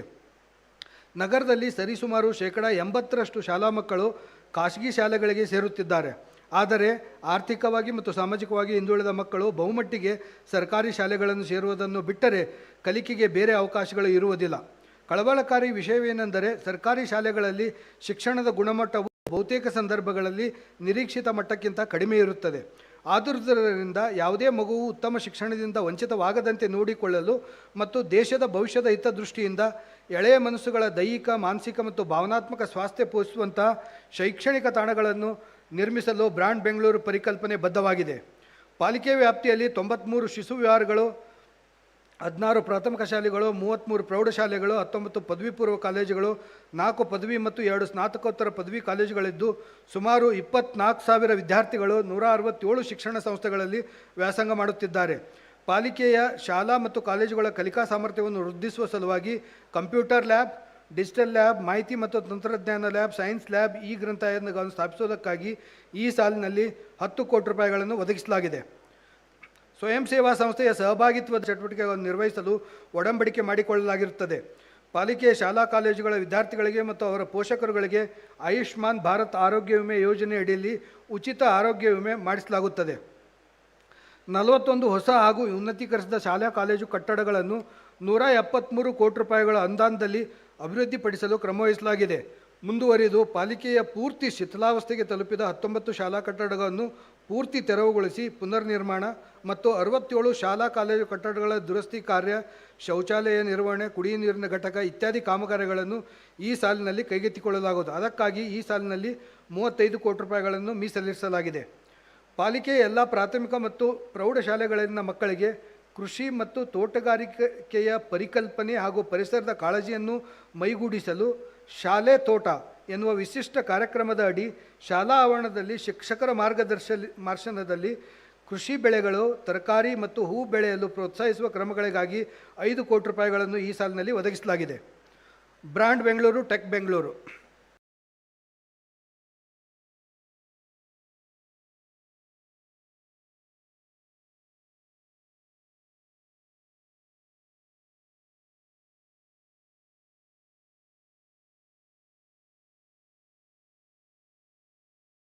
ಮತ್ತು ಪರಿಶೀಲನೆಯು ತಡೆರಹಿತವಾಗಿರುತ್ತದೆ. ಇದರಿಂದ ಸೇವೆಗಳನ್ನು ಸಮರ್ಪಕವಾಗಿ ತಲುಪಿಸಲು ಸಹಕಾರಿಯಾಗುತ್ತದೆ. ಈ ಕ್ರಮವು ಪಾಲಿಕೆಯ ಮತ್ತು ಇತರ ಸರ್ಕಾರಿ ಇಲಾಖೆಗಳ ಡಾಟಾಬೇಸ್ ಆಗಿರುತ್ತದೆ. ಉದಾಹರಣೆಗೆ, ಪಾಲಿಕೆಯ ಆಸ್ತಿ ದಾಖಲೆಗಳಲ್ಲಿ ಆಧಾರ ಸೀಡಿಂಗ್ ಮಾಡುವುದರಿಂದ ಮಾಲೀಕರು ಮತ್ತು ಖರೀದಿದಾರರು ಸಬ್ ರಿಜಿಸ್ಟ್ರಾರ್ ಕಚೇರಿಗಳಲ್ಲಿ ಆಸ್ತಿ ಒಟ್ಟು ನಡೆಸಿದಾಗ ಪಾಲಿಕೆಯು ಸ್ವಯಂಚಾಲಿತವಾಗಿ ಮ್ಯೂಟೇಷನ್ ಅನುಮೋದಿಸಲು ಸಹಕಾರಿಯಾಗುತ್ತದೆ. ಅದೇ ರೀತಿ ಪ್ರಾಪರ್ಟಿ ID ಆಧಾರಿತ ದಾಖಲೆಗಳನ್ನು ಪಡೆಯುವಿಕೆಯಿಂದಾಗಿ ಸ್ವಯಂಚಾಲಿತವಾಗಿ ದಾಖಲೆಗಳ ಸ್ಥಿರೀಕರಿಸಲು ಹಾಗೂ ಕಟ್ಟಡಗಳ ನಕ್ಷೆ ಮಂಜೂರಾತಿ ಪ್ರಕ್ರಿಯೆಯು ಸುಗಮವಾಗುತ್ತದೆ. ಕೊರಿಯರ್ ಸೇವೆ ಅಥವಾ ಅಮೆಜಾನ್ ಅಥವಾ ಫ್ಲಿಪ್ಕಾರ್ಟ್ನಲ್ಲಿ ತಮ್ಮ ಸೇವಾ ವಿತರಣೆಗೆ ಸಂಬಂಧಪಟ್ಟಂತೆ ಸಂಪೂರ್ಣ ಮಾಹಿತಿ ಯಾವ ಸಮಯದಲ್ಲಿ ಯಾವ ಹಂತದಲ್ಲಿ ಎಂಬುದನ್ನಾಗಿ ಸ್ಪಷ್ಟವಾಗಿ ತೋರಿಸಿದಂತೆಯೇ ಪಾಲಿಕೆಯ ಸೇವಾ ವಿತರಣೆಗೆ ಸಂಬಂಧಪಟ್ಟಂತೆ ಮಾಹಿತಿಯನ್ನು ತೋರಿಸಲು ಸೇವಾ ವೇದಿಕೆಯನ್ನು ಅಭಿವೃದ್ಧಿಪಡಿಸಲಾಗುವುದು. ಟೆಕ್ ಬೆಂಗಳೂರಿನ ಎಲ್ಲ ಶಿಫಾರಸುಗಳನ್ನು ಚಾಚೂ ತಪ್ಪದೆ ಅನುಷ್ಠಾನಕ್ಕೆ ತೆಗೆದುಕೊಳ್ಳಲಾಗುವುದು. ಎಲ್ಲ ಕ್ಷೇತ್ರ ಕಚೇರಿಗಳ IT ಮತ್ತು ಕಂಪ್ಯೂಟರ್ ವ್ಯವಸ್ಥೆಗಳ ಬಲವರ್ಧನೆಯಿಂದ ಪಾಲಿಕೆಯು ಹೆಚ್ಚು ನಾಗರಿಕ ಸ್ನೇಹಿ ಮತ್ತು ದಕ್ಷತೆಯಿಂದ ಆಗಿ ಕಾರ್ಯನಿರ್ವಹಿಸಲು ಸಹಕಾರಿಯಾಗುತ್ತದೆ. ಪಾಲಿಕೆಯ ಎಲ್ಲ ಕಚೇರಿಗಳಲ್ಲಿ ಈ ಆಫೀಸನ್ನು ಅನುಷ್ಠಾನಗೊಳಿಸಿಕೊಳ್ಳಲಾಗುವುದು. ಪಾಲಿಕೆಯಲ್ಲಿ ಹಾಲಿ ಬಳಕೆಯಲ್ಲಿರುವ ಸುಮಾರು 70 ಸಾಫ್ಟ್ವೇರ್ ಮತ್ತು IT ಆ್ಯಪ್ಗಳನ್ನು ಪರಸ್ಪರ ಸಮನ್ವಯಗೊಳಿಸಿ ಸಮಗ್ರವಾದ ವ್ಯವಸ್ಥೆಯನ್ನು ರೂಪಿಸಲಾಗುವುದು.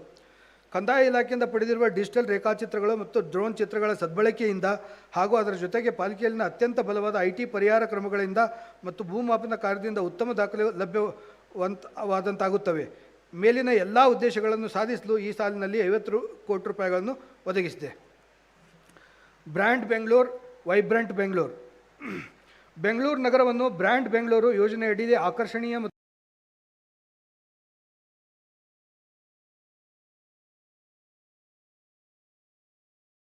ಪ್ರವಾಸಿ ತಾಣವನ್ನಾಗಿ ಅಭಿವೃದ್ಧಿಪಡಿಸಲು ಪಾಲಿಕೆಯು ಹೊಸ ಚಿಂತನೆಯೊಂದಿಗೆ ಹಲವಾರು ಯೋಜನೆಗಳನ್ನು ಹಮ್ಮಿಕೊಂಡಿರುತ್ತದೆ. ಈ ಯೋಜನೆಗಳ ಅಡಿಯಲ್ಲಿ ಪ್ರಮುಖವಾಗಿ ಅಂತಾರಾಷ್ಟ್ರೀಯ ಮಟ್ಟದಲ್ಲಿ ವೆಚ್ಚವು 350 ಕೋಟಿ ರೂಪಾಯಿಗಳೆಂದು ಅಂದಾಜಿಸಲಾಗಿರುತ್ತದೆ. ಸದರಿ ಯೋಜನೆ ಅನುಷ್ಠಾನಕ್ಕಾಗಿ 24-25 ಪಾಲಿಕೆ ಆಯವ್ಯಯದಲ್ಲಿ ಪ್ರಾರಂಭಿಕ ಯೋಜನಾ ವೆಚ್ಚ ಪ್ರಿಲಿಮಿನರಿ ಪ್ರಾಜೆಕ್ಟ್ ಇಂಪ್ಲಿಮೆಂಟೇಷನ್ಗಾಗಿ 50 ಕೋಟಿ ರೂಪಾಯಿಗಳ ಅನುದಾನವನ್ನು ಒದಗಿಸಲಾಗುವುದು. ವಿವಿಧ ಭಾಷೆ, ಧರ್ಮ, ಸಂಸ್ಕೃತಿ, ಆಚರಣೆ, ನಂಬಿಕೆ ಹಾಗೂ ಜೀವನ ಶೈಲಿ ಹೊಂದಿರುವ ಜನ ಬದುಕು ಕಟ್ಟಿಕೊಳ್ಳಲು ದೇಶದ ನಾನಾ ಭಾಗಗಳಿಂದ ವಲಸೆ ಬಂದು ನೆಲೆ ನಿಂತವರಿಗೆ ಬೆಂಗಳೂರು ಆಶ್ರಯ ನೀಡಿದೆ. ಏಳಿಗೆಗೆ ಕಾರಣವಾದ ಈ ನಗರದ ನಿರ್ಮಾತೃ ನಾಡಪ್ರಭು ಕೆಂಪೇಗೌಡರವರ ಅಪಾರವಾದ ಪರಿಶ್ರಮ, ತ್ಯಾಗಗಳನ್ನು ಸ್ಮರಿಸಿಕೊಳ್ಳುವ ಸುಸಂದರ್ಭವಿದು. ಇಂತಹ ಮಹಾಪುರುಷರ ಹೆಸರು ಇತಿಹಾಸದ ಪುಟಗಳಲ್ಲಿ ಚಿರಸ್ಥಾಯಿಯಾಗಿ ಉಳಿಯಬೇಕಾದರೆ ಅವರ ಜನ್ಮಸ್ಥಳವಾದ ಮಾಗಡಿಯಲ್ಲಿ ಇರುವ ಪಾರಂಪರಿಕ ಮೌಲ್ಯಗಳಾದ ಮನೆ, ಶಾಸನಗಳು, ಕುರುಹುಗಳು ಪುನರುತ್ಥಾನಗೊಳಿಸುವುದು ಅವಶ್ಯಕವಾಗಿದೆ. ಈ ಕಾರ್ಯದಲ್ಲಿ ನಿರಂತರವಾಗಿ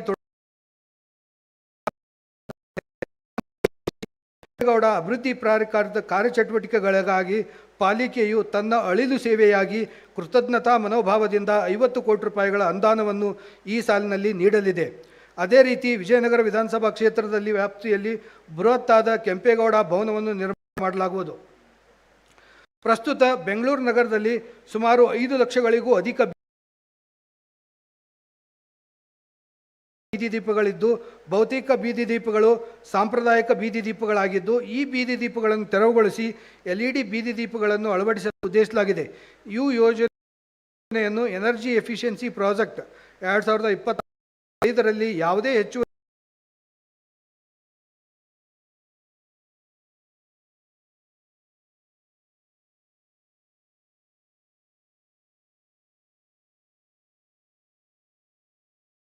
ವೆಚ್ಚವಿಲ್ಲದಂತೆ ಹಾಲಿ ಬೆಸ್ಕಾಂ ಇಲಾಖೆಗೆ ಪಾವತಿಯಾಗುತ್ತಿರುವ ಮೊತ್ತದಲ್ಲಿಯೇ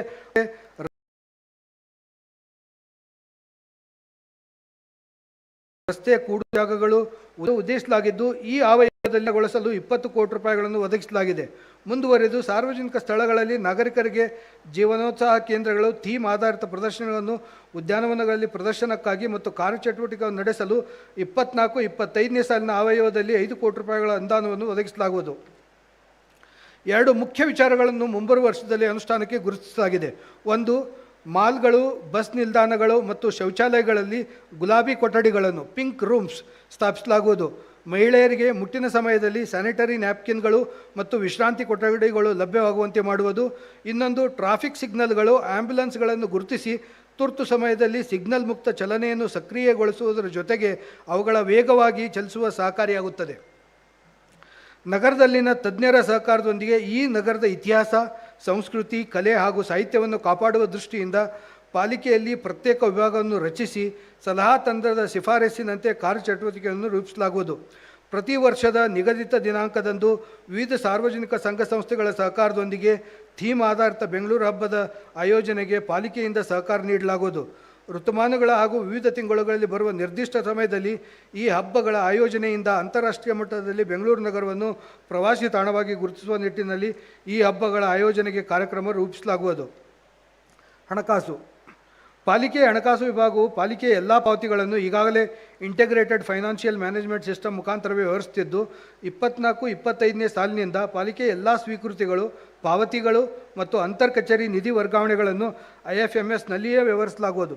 ಇದರಿಂದ ಪಾಲಿಕೆಯ ಎಲ್ಲ ಹಣಕಾಸಿನ ವ್ಯವಹಾರಗಳು ದೈನಂದಿನ ಆಧಾರದ ಮೇಲೆ ದಾಖಲಾಗಲಿದ್ದು ನಿಖರ ಮಾಹಿತಿಯು ವಿವಿಧ ಉದ್ದೇಶಗಳಿಗೆ ಲಭ್ಯವಾಗಲಿದೆ. ಪಾಲಿಕೆ ದೈನಂದಿನ ಲೆಕ್ಕಪತ್ರ ನಿರ್ವಹಣೆ ಜೊತೆಗೆ ಆವಯವ ತಯಾರಿಕೆಗೆ, ತೆರಿಗೆ ಸಂಬಂಧಿತ ಶಾಸನಬದ್ಧ ವಿಷಯಗಳನ್ನು ನಿರ್ವಹಿಸಲು ಹಾಗೂ ಇತರೆ ಆರ್ಥಿಕ ಸುಧಾರಣೆಯ ಕ್ರಮಗಳ ಬಗ್ಗೆ ಸಲಹೆಗಳನ್ನು ನೀಡಲು ನುರಿತ ಚಾರ್ಟರ್ಡ್ ಅಕೌಂಟೆಂಟ್ ನೇತೃತ್ವದ ಪಾಲಿಕೆಯ ಲೆಕ್ಕಪತ್ರ ಮತ್ತು ಆವಯವ ಘಟಕವನ್ನು ಅಕೌಂಟಿಂಗ್ ಆ್ಯಂಡ್ ಬಜೆಟಿಂಗ್ ಸೆಲ್ ಸ್ಥಾಪಿಸಲಾಗುವುದು. ಆರ್ಥಿಕ ವಿಕೇಂದ್ರೀಕರಣದ ಭಾಗವಾಗಿ ವಲಯಗಳಲ್ಲಿ ಕಚೇರಿಯ ದೈನಂದಿನ ಆಡಳಿತಾತ್ಮಕ ವೆಚ್ಚಗಳು, ಕಾರ್ಯಾಚರಣೆ ಮತ್ತು ನಿರ್ವಹಣೆ ವೆಚ್ಚಗಳು ಮತ್ತು ವಾರ್ಡ್ ಅಭಿವೃದ್ಧಿ ಕಾಮಗಾರಿ POW ಅನುದಾನವನ್ನು ಈ ಸಾಲಿನ ಆವಯವದ ಜೊತೆಯಲ್ಲಿಯೇ ವಲಯಗಳಿಗೆ ಹಂಚಿಕೆ ಮಾಡಲಾಗುವುದು. ಇದರಿಂದ ಆಯಾ ವಲಯಗಳಿಗೆ ಲಭ್ಯವಾಗುವ ಸಂಪನ್ಮೂಲಗಳ ಸ್ಪಷ್ಟ ಚಿತ್ರಣ ಸಿಗುವುದರಿಂದ ಯೋಜನೆಗಳನ್ನು ಕೈಗೊಳ್ಳಲು ಸಹಕಾರಿಯಾಗುವುದು. ಕಲ್ಯಾಣ ವಿಭಾಗ. ಪಾಲಿಕೆಯ ವ್ಯವಸ್ಥೆಯಡಿ ಸೇವೆ ಸಲ್ಲಿಸಿ ನಿವೃತ್ತರಾಗುವ ಪೌರ ಕಾರ್ಮಿಕರುಗಳ ನಿವೃತ್ತಿ ನಂತರದ ಬದುಕಿಗೆ ಆರ್ಥಿಕ ರಕ್ಷಣೆ ಒದಗಿಸಲು ಪಿಂಚಣಿ ಯೋಜನೆಯನ್ನು ಈ ಸಾಲಿನಿಂದ ಜಾರಿಗೆ ತರಲು 137.5 ಕೋಟಿಗಳನ್ನು ಮೀಸಲಿಡಲಾಗುವುದು. ಬ್ರಾಂಡ್ ಬೆಂಗಳೂರು ಕಲ್ಪನೆಯಡಿಯಲ್ಲಿ ವಾಯು ಮಾಲಿನ್ಯ ನಿಯಂತ್ರಿಸಲು ಸುಮಾರು 250 ವಿದ್ಯುತ್ ಚಾಲಿತ ಆಟೋ ಗೂಡ್ಸ್ ಆಟೋಗಳನ್ನು ಖರೀದಿಸಲು ಆರ್ಥಿಕ ನೆರವು ನೀಡುವ ಮೂಲಕ ಮಹಿಳೆಯರು, ಪರಿಶಿಷ್ಟ ಜಾತಿ ಮತ್ತು ಪರಿಶಿಷ್ಟ ಪಂಗಡ, ಹಿಂದುಳಿದ ಅಲ್ಪಸಂಖ್ಯಾತ ಹಾಗೂ ಮಂಗಳ ಸಮುದಾಯದ ಕಲ್ಯಾಣಕ್ಕಾಗಿ ಈ ಸಾರಥ್ಯ ಯೋಜನೆಯನ್ನು ಈ ಸಾಲಿನಿಂದ ಜಾರಿಗೆ ತರಲು 55 ಕೋಟಿ ರೂಪಾಯಿಗಳನ್ನು ಮೀಸಲಿಡಲಾಗುವುದು. ಪಾಲಿಕೆಯ ಎಲ್ಲ ವಲಯ ವ್ಯಾಪ್ತಿಯಲ್ಲಿನ ಕಾರ್ಮಿಕ ಮಹಿಳೆಯರು ಮತ್ತು ಪೌರ ಕಾರ್ಮಿಕರಿಗೆ ವಿದ್ಯುತ್ ದ್ವಿಚಕ್ರ ವಾಹನಗಳನ್ನು ಹಾಗೂ ವಿಶೇಷ ಚೇತನರಿಗೆ ಹೆಚ್ಚುವರಿ ಚಕ್ರ ಅಳವಡಿಸಿರುವ ವಿದ್ಯುತ್ ವಾಹನಗಳನ್ನು ಉಚಿತವಾಗಿ ವಿತರಿಸಲು ಈ ಸಾಲಿನಲ್ಲಿ 12 ಕೋಟಿ ರೂಪಾಯಿಗಳನ್ನು ಮೀಸಲಿಡಲಾಗುವುದು. ಸಣ್ಣ ಉದ್ದಿಮೆಗಳನ್ನು ಸ್ಥಾಪಿಸಿಕೊಳ್ಳುವ ಮೂಲಕ ಮಂಗಳಮುಖಿಯರ ಸಮುದಾಯ ಹಾಗೂ ಆರ್ಥಿಕ ಹಿಂದುಳಿದ ಇತರೆ ವರ್ಗಗಳಿಗೆ ಆರ್ಥಿಕವಾಗಿ ಅಭಿವೃದ್ಧಿ ಹೊಂದಲು ಸಹಾಯಹಸ್ತವಾಗಿ ಯೋಜನಾ ವೆಚ್ಚದ 50% ಅಥವಾ ಗರಿಷ್ಠ 1.5 ಲಕ್ಷಗಳ ಸಹಾಯಧನವನ್ನು ಪಾಲಿಕೆ ವತಿಯಿಂದ ನೀಡಲು ಈ ಸಾಲಿನಲ್ಲಿ 10 ಕೋಟಿ ರೂಪಾಯಿಗಳನ್ನು ಮೀಸಲಿಡಲಾಗುವುದು. ನಗರದಲ್ಲಿರುವ ಎಲ್ಲ ವರ್ಗದ ನಿವೇಶನ ಹೊಂದಿರುವ ವಸತಿ ರಹಿತ ಬಡವರಿಗೆ ಮನೆಯನ್ನು ಮಾಡಿಕೊಳ್ಳಲು ಒಂಟಿ ಮನಿ ಯೋಜನೆಯಡಿ ರೂಪಾಯಿ 5 ಲಕ್ಷಗಳ ಸಹಾಯಧನ ಮತ್ತು ನಿವೇಶನ ವಸತಿ ರಹಿತ ಪಾಲಿಕೆಯ ಕಾಯಂ ಪೌರ ಕಾರ್ಮಿಕರು ಮತ್ತು ನೇರ ಪಾವತಿ ವ್ಯವಸ್ಥೆಯಡಿ ಸೇವೆ ಸಲ್ಲಿಸುತ್ತಿರುವ ಪೌರ ಕಾರ್ಮಿಕರುಗಳಿಗೆ ಗೃಹಭಾಗ್ಯ ಯೋಜನೆ ಅಡಿಯಲ್ಲಿ ವಿವಿಧ ವಸತಿ ಇಲಾಖೆಗಳ ಸಹಯೋಗದೊಂದಿಗೆ ವಸತಿಯನ್ನು ಕಲ್ಪಿಸಲು 5 ಲಕ್ಷ ರೂಪಾಯಿಗಳನ್ನು ಒದಗಿಸಲಾಗುತ್ತಿದೆ. ಅಂತೆಯೇ ಪರಿಶಿಷ್ಟ ಜಾತಿ, ಪರಿಶಿಷ್ಟ ವರ್ಗ, ಹಿಂದುಳಿದ ವರ್ಗ, ವಿಶೇಷ ಚೇತನ ಮತ್ತು ಆರ್ಥಿಕವಾಗಿ ಹಿಂದುಳಿದ ವರ್ಗದವರಿಗೆ ಒಂಟಿ ಮನೆ ನಿರ್ಮಾಣ ಮಾಡಲು ಆರ್ಥಿಕ ಸಹಾಯವಾಗಿ ಒಟ್ಟಾರೆ 211 ಕೋಟಿ ರೂಪಾಯಿಗಳನ್ನು ಈ ಸಾಲಿನಲ್ಲಿ ಮೀಸಲಿಡಲಾಗುವುದು. 24-25ರಲ್ಲಿ ವಲಯಕ್ಕೆ ಒಂದರಂತೆ 8 ವೃದ್ಧಾಶ್ರಮಗಳನ್ನು ತೆರೆಯುವ ಯೋಜನೆ ಇದೆ. ಸದ್ಯಕ್ಕೆ ಬಾಡಿಗೆ ಜಾಗದಲ್ಲಿ ನೋಂದಾಯಿತ ಸ್ವಯಂ ಸೇವಾ ಸಂಸ್ಥೆಗಳ ಸಹಯೋಗದಲ್ಲಿ ಶ್ರವಣ ವಸತಿ ವೃದ್ಧಾಶ್ರಮಗಳನ್ನು ತೆರೆಯಲು ಈ ಸಾಲಿನಲ್ಲಿ 4 ಕೋಟಿಗಳನ್ನು ಮೀಸಲಿಡಲಾಗುವುದು. ಪಾಲಿಕೆಯ ವ್ಯಾಪ್ತಿಯಲ್ಲಿ ಅಸಂಘಟಿತ ವಲಯದಲ್ಲಿ ಕೆಲಸ ಮಾಡುತ್ತಿರುವ ಲಕ್ಷಾಂತರ ಅಶಕ್ತ ಹಾಗೂ ದಮನಿತ ಸಮುದಾಯದ ಕಾರ್ಯನಿರತ ಹೆಣ್ಣು ಮಕ್ಕಳಿಗೆ ಸುರಕ್ಷಿತ ವಸತಿಯನ್ನು ಒದಗಿಸಲು 24-25ನೇ ಸಾಲಿನಲ್ಲಿ ಪಾಲಿಕೆಯ 8 ತೆರೆಯಲು ಈ ಸಾಲಿನಲ್ಲಿ ರೂಪಾಯಿ 4 ಕೋಟಿಗಳನ್ನು ಮೀಸಲಿಡಲಾಗುವುದು. ಮಂಗಳಮುಖಿಯರ ಅನುಕೂಲಕ್ಕಾಗಿ ರಾತ್ರಿ ನಿರಾಶ್ರಿತರ ಒಂದು ತಂಗುದಾಣವನ್ನು ನಿರ್ಮಾಣ ಮಾಡಲಾಗುವುದು ಹಾಗೂ ಹಾಲಿ ಇರುವ 48 ರಾತ್ರಿ ನಿರಾಶ್ರಿತ ತಂಗುದಾಣಗಳ ನಿರ್ವಹಣೆಗಾಗಿ ಈ ಸಾಲಿನಲ್ಲಿ 4 ಕೋಟಿ ಅನುದಾನವನ್ನು ಮೀಸಲಿಡಲಾಗುವುದು. ಬೀದಿ ಬದಿ ವ್ಯಾಪಾರಿಗಳ ವಿವರವಾದ ಸಮೀಕ್ಷೆ ಮತ್ತು ಹೊಸ ಪಟ್ಟಣ ಮಾರಾಟ ಸಮಿತಿಗಳ ರಚನೆಯನ್ನು ಆದ್ಯತೆಯ ಮೇಲೆ ತೆಗೆದುಕೊಳ್ಳಲಾಗುವುದು. ಮಾರಾಟ ವಲಯ ಮತ್ತು ನಿರ್ಬಂಧಿತ ವಲಯ ಪ್ರದೇಶವನ್ನು ಗುರುತಿಸಲಾಗುವುದು. ಪಾದಚಾರಿಗಳಿಗೆ ಪಾದಚಾರಿ ಮಾರ್ಗದಲ್ಲಿ ನಡೆದಾಡಲು ತೊಂದರೆಯಾಗದಂತೆ ಮಾರಾಟದ ಚಟುವಟಿಕೆಗಳಿಗೆ ಅನುಕೂಲ ಮಾಡಿಕೊಡುವ ದೃಷ್ಟಿಯಿಂದ ಸುಮಾರು 5,000 ಜನರಿಗೆ ಸಬ್ಸಿಡಿ ಆಧಾರಿತ ವೆಂಡಿಂಗ್ ರಿಕ್ಷಾ ಒದಗಿಸುವ ಯೋಜನೆಯನ್ನು 50 ಕೋಟಿ ರೂಪಾಯಿಗಳ ಅನುದಾನದಲ್ಲಿ ಜಾರಿಗೆ ತರಲು ಕ್ರಮ ಕೈಗೊಳ್ಳಲಾಗುವುದು. ಇದರಲ್ಲಿ ಮಹಿಳೆಯರು ಮತ್ತು ಮಂಗಳಮುಖಿಯರಿಗೆ ಗನಿಷ್ಠ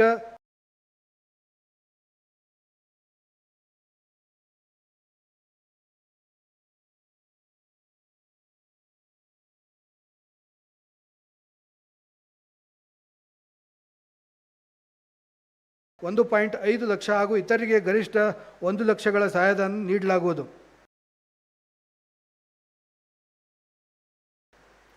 ಆವಯವದ ಪಕ್ಷಿ ನೋಟ 2024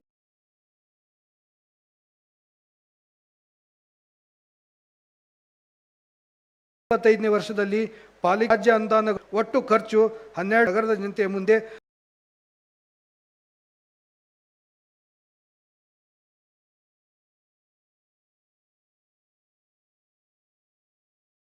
ಪ್ರಸ್ತುತಪಡಿಸಲಾಗಿದೆ. ಈ ಬ್ರ್ಯಾಂಡ್ ಬೆಂಗಳೂರು ಪರಿಕಲ್ಪನೆಯಿಂದ ಹೊಸ ಮತ್ತು ದೀರ್ಘಾವಧಿ ಮುಂದಾಲೋಚನೆಯ ಸಮಗ್ರ ಬೆಂಗಳೂರು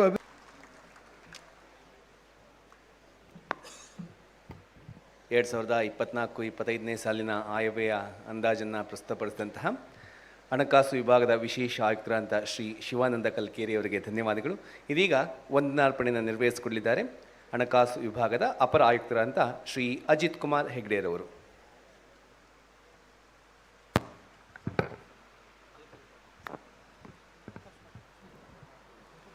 ಎಲ್ರಿಗೂ ನಮಸ್ಕಾರ. 16ನೆಯ ಶತಮಾನದಲ್ಲಿಯೇ ಯೋಜನಾಬದ್ಧ ಬೆಂಗಳೂರಿನ ಕನಸನ್ನು ಕಂಡಂತಹ ನಾಡಪ್ರಭು ಕೆಂಪೇಗೌಡರನ್ನು ಸ್ಮರಿಸುತ್ತಾ ವಂದನಾರ್ಪಣೆ ಕಾರ್ಯಕ್ರಮದಲ್ಲಿ ಉದ್ಯುಕ್ತನಾಗ್ತಾ ಇದ್ದೇನೆ.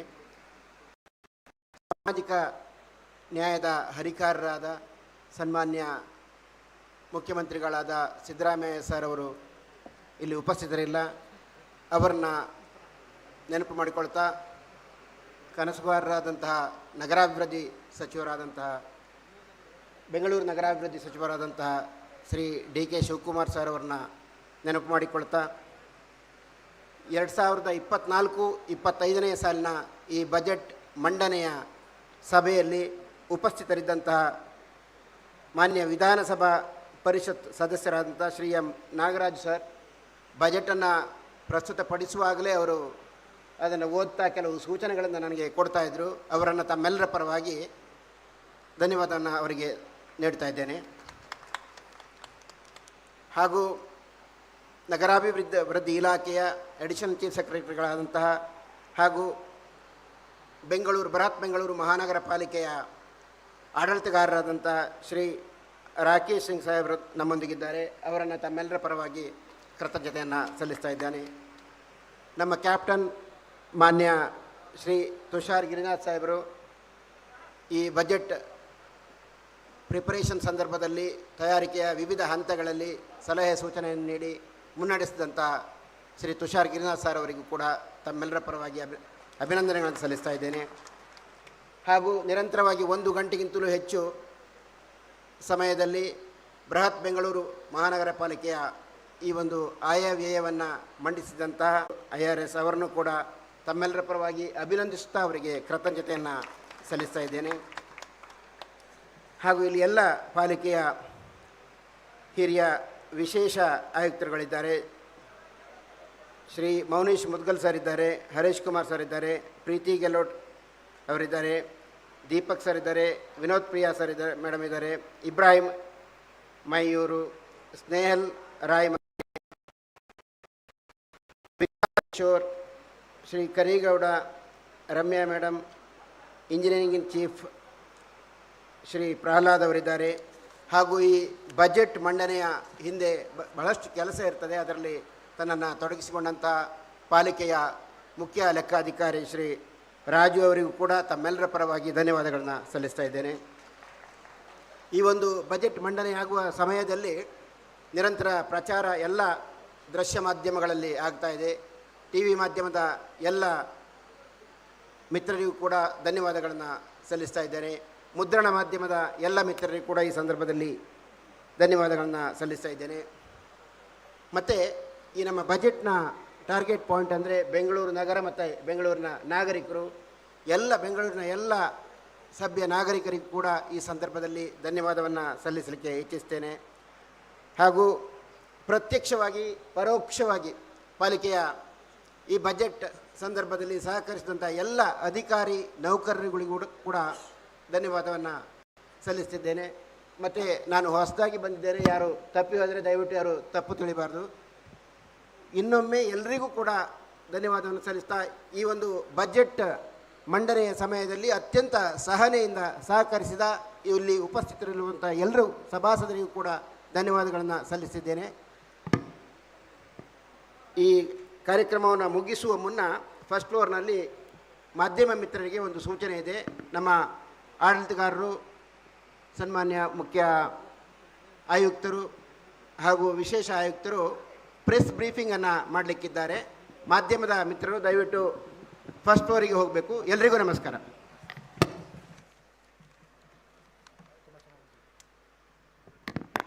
ಧನ್ಯವಾದಗಳು ಶ್ರೀಯುತ ಅಜಿತ್ ಕುಮಾರ್ ಹೆಗ್ಡೇರವರಿಗೆ. ಬಂಧುಗಳೇ, ಮೊದಲ ಮಹಡಿಯಲ್ಲಿ ಮಾಧ್ಯಮ ಗೋಷ್ಠಿ ಇದೆ. ದಯವಿಟ್ಟು ಮಾಧ್ಯಮ ಮಿತ್ರರು ಮೊದಲ ಮಹಡಿಗೆ ಆಗಮಿಸಬೇಕಾಗಿ ವಿನಂತಿ ಮಾಡುತ್ತಾ ಇದ್ದೀವಿ.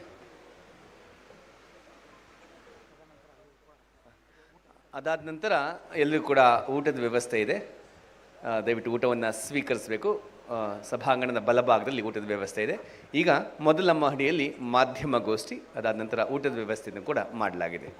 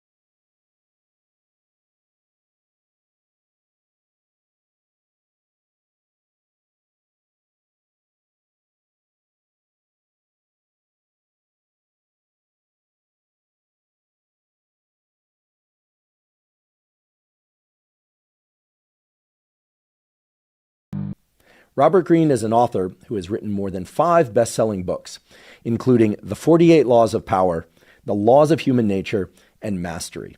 He did his bachelor's training at the University of California, Berkeley, and the University of Wisconsin at Madison. Robert Greene's books are both unique and important for several reasons, not the least of which is that they explore the interaction between the psychology of self, self-exploration, and the psychology of human interaction, all rooted in history and modern culture, and at the same time in a way that pertains to everybody. I first learned about Robert's work from reading the book Mastery, which to my mind is a brilliant exploration and a practical tool for how to think about and pursue one's purpose. Whenever I'm asked for book suggestions, I always include Mastery in my top 3 recommendations. During today's discussion, we cover a wide range of topics, including how to find and pursue and achieve one's purpose. We talk about the selection of a life partner, as well as romantic and other types of relationships. We also discuss the topics of motivation and urgency, and this concept of death ground, which arose during our discussion of Robert's recent stroke. Robert's stroke rendered him certain limitations, but also has allowed him to explore how to write, how to exercise, indeed, how to interface with life in general in new ways that allow him to continue to expand his sense of purpose. I'm certain that by the end of today's episode, you will have gleaned tremendous amounts of new knowledge that will allow you to navigate forward along the path to your purpose, perhaps find your purpose if you feel you haven't done that yet, as well as to greatly enhance your relationship with yourself, with others, and indeed to the world around you. Glasses and sunglasses that are of the absolute highest quality. I've spent a lifetime working on the biology of the visual system, and I can tell you that your visual system has to contend with an enormous number of challenges in order for you to be able to see clearly. Roca understands those challenges and has designed their eyeglasses and sunglasses accordingly so that you always see with crystal clarity. Roca eyeglasses and sunglasses are designed with a new technology called Float Fit, which allows them to fit perfectly and not move around even when you're active. In fact, whenever I'm wearing my Roca eyeglasses or sunglasses, I usually forget that I'm wearing them. I happen to wear Roca eyeglasses at night when I drive or if I'm reading at night, and I wear Roca sunglasses during the daytime if it's very bright, especially if I'm driving into sunlight. If you'd like to try Roca eyeglasses or sunglasses, you can go to roca.com, that's ROKA.com, and enter the code Huberman for 20% off your first order. Again, that's ROKA.com and enter the code Huberman at checkout. Today's episode is also brought to us by Helix Sleep. Helix Sleep makes mattresses and pillows that are tailored to your unique sleep needs. Now, sleep is the foundation of mental health, physical health, and performance.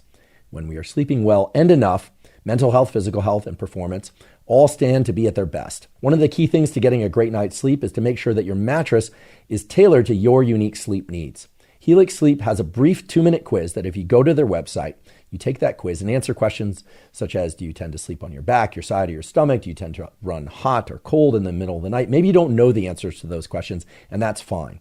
At the end of that 2-minute quiz, they will match you to a mattress that's ideal for your sleep needs. I sleep on the Dusk, a D-U-S-K mattress. And when I started sleeping on a Dusk mattress about 2 years ago, my sleep immediately improved. So if you're interested in upgrading your mattress, go to helixsleep.com/Huberman, take their 2-minute sleep quiz, and they'll match you to a customized mattress for you. And you'll get up to $350 off any mattress order and 2 free pillows. Again, if interested, go to helixsleep.com/Huberman. Discussion with Robert Greene. Robert, I'm so happy you're here. I'm really happy to be here, Andrew. Thank you so much for inviting me. A short story. In 2015, I was teaching a course to undergraduates.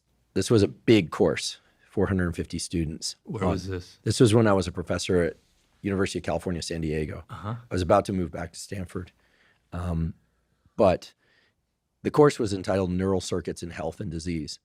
But there was a final lecture where I would do a lot of Q&A with the students about science, about careers, about career paths. And what I found was that many of the students had questions about not just science, but about how to learn and forage for information. Yeah. And I recommended 3 books at the end of the course. Every year that I taught it for 4 years. And one of the books was the book Longitude, which is a wonderful story about discovery of timekeeping devices at sea. Yeah.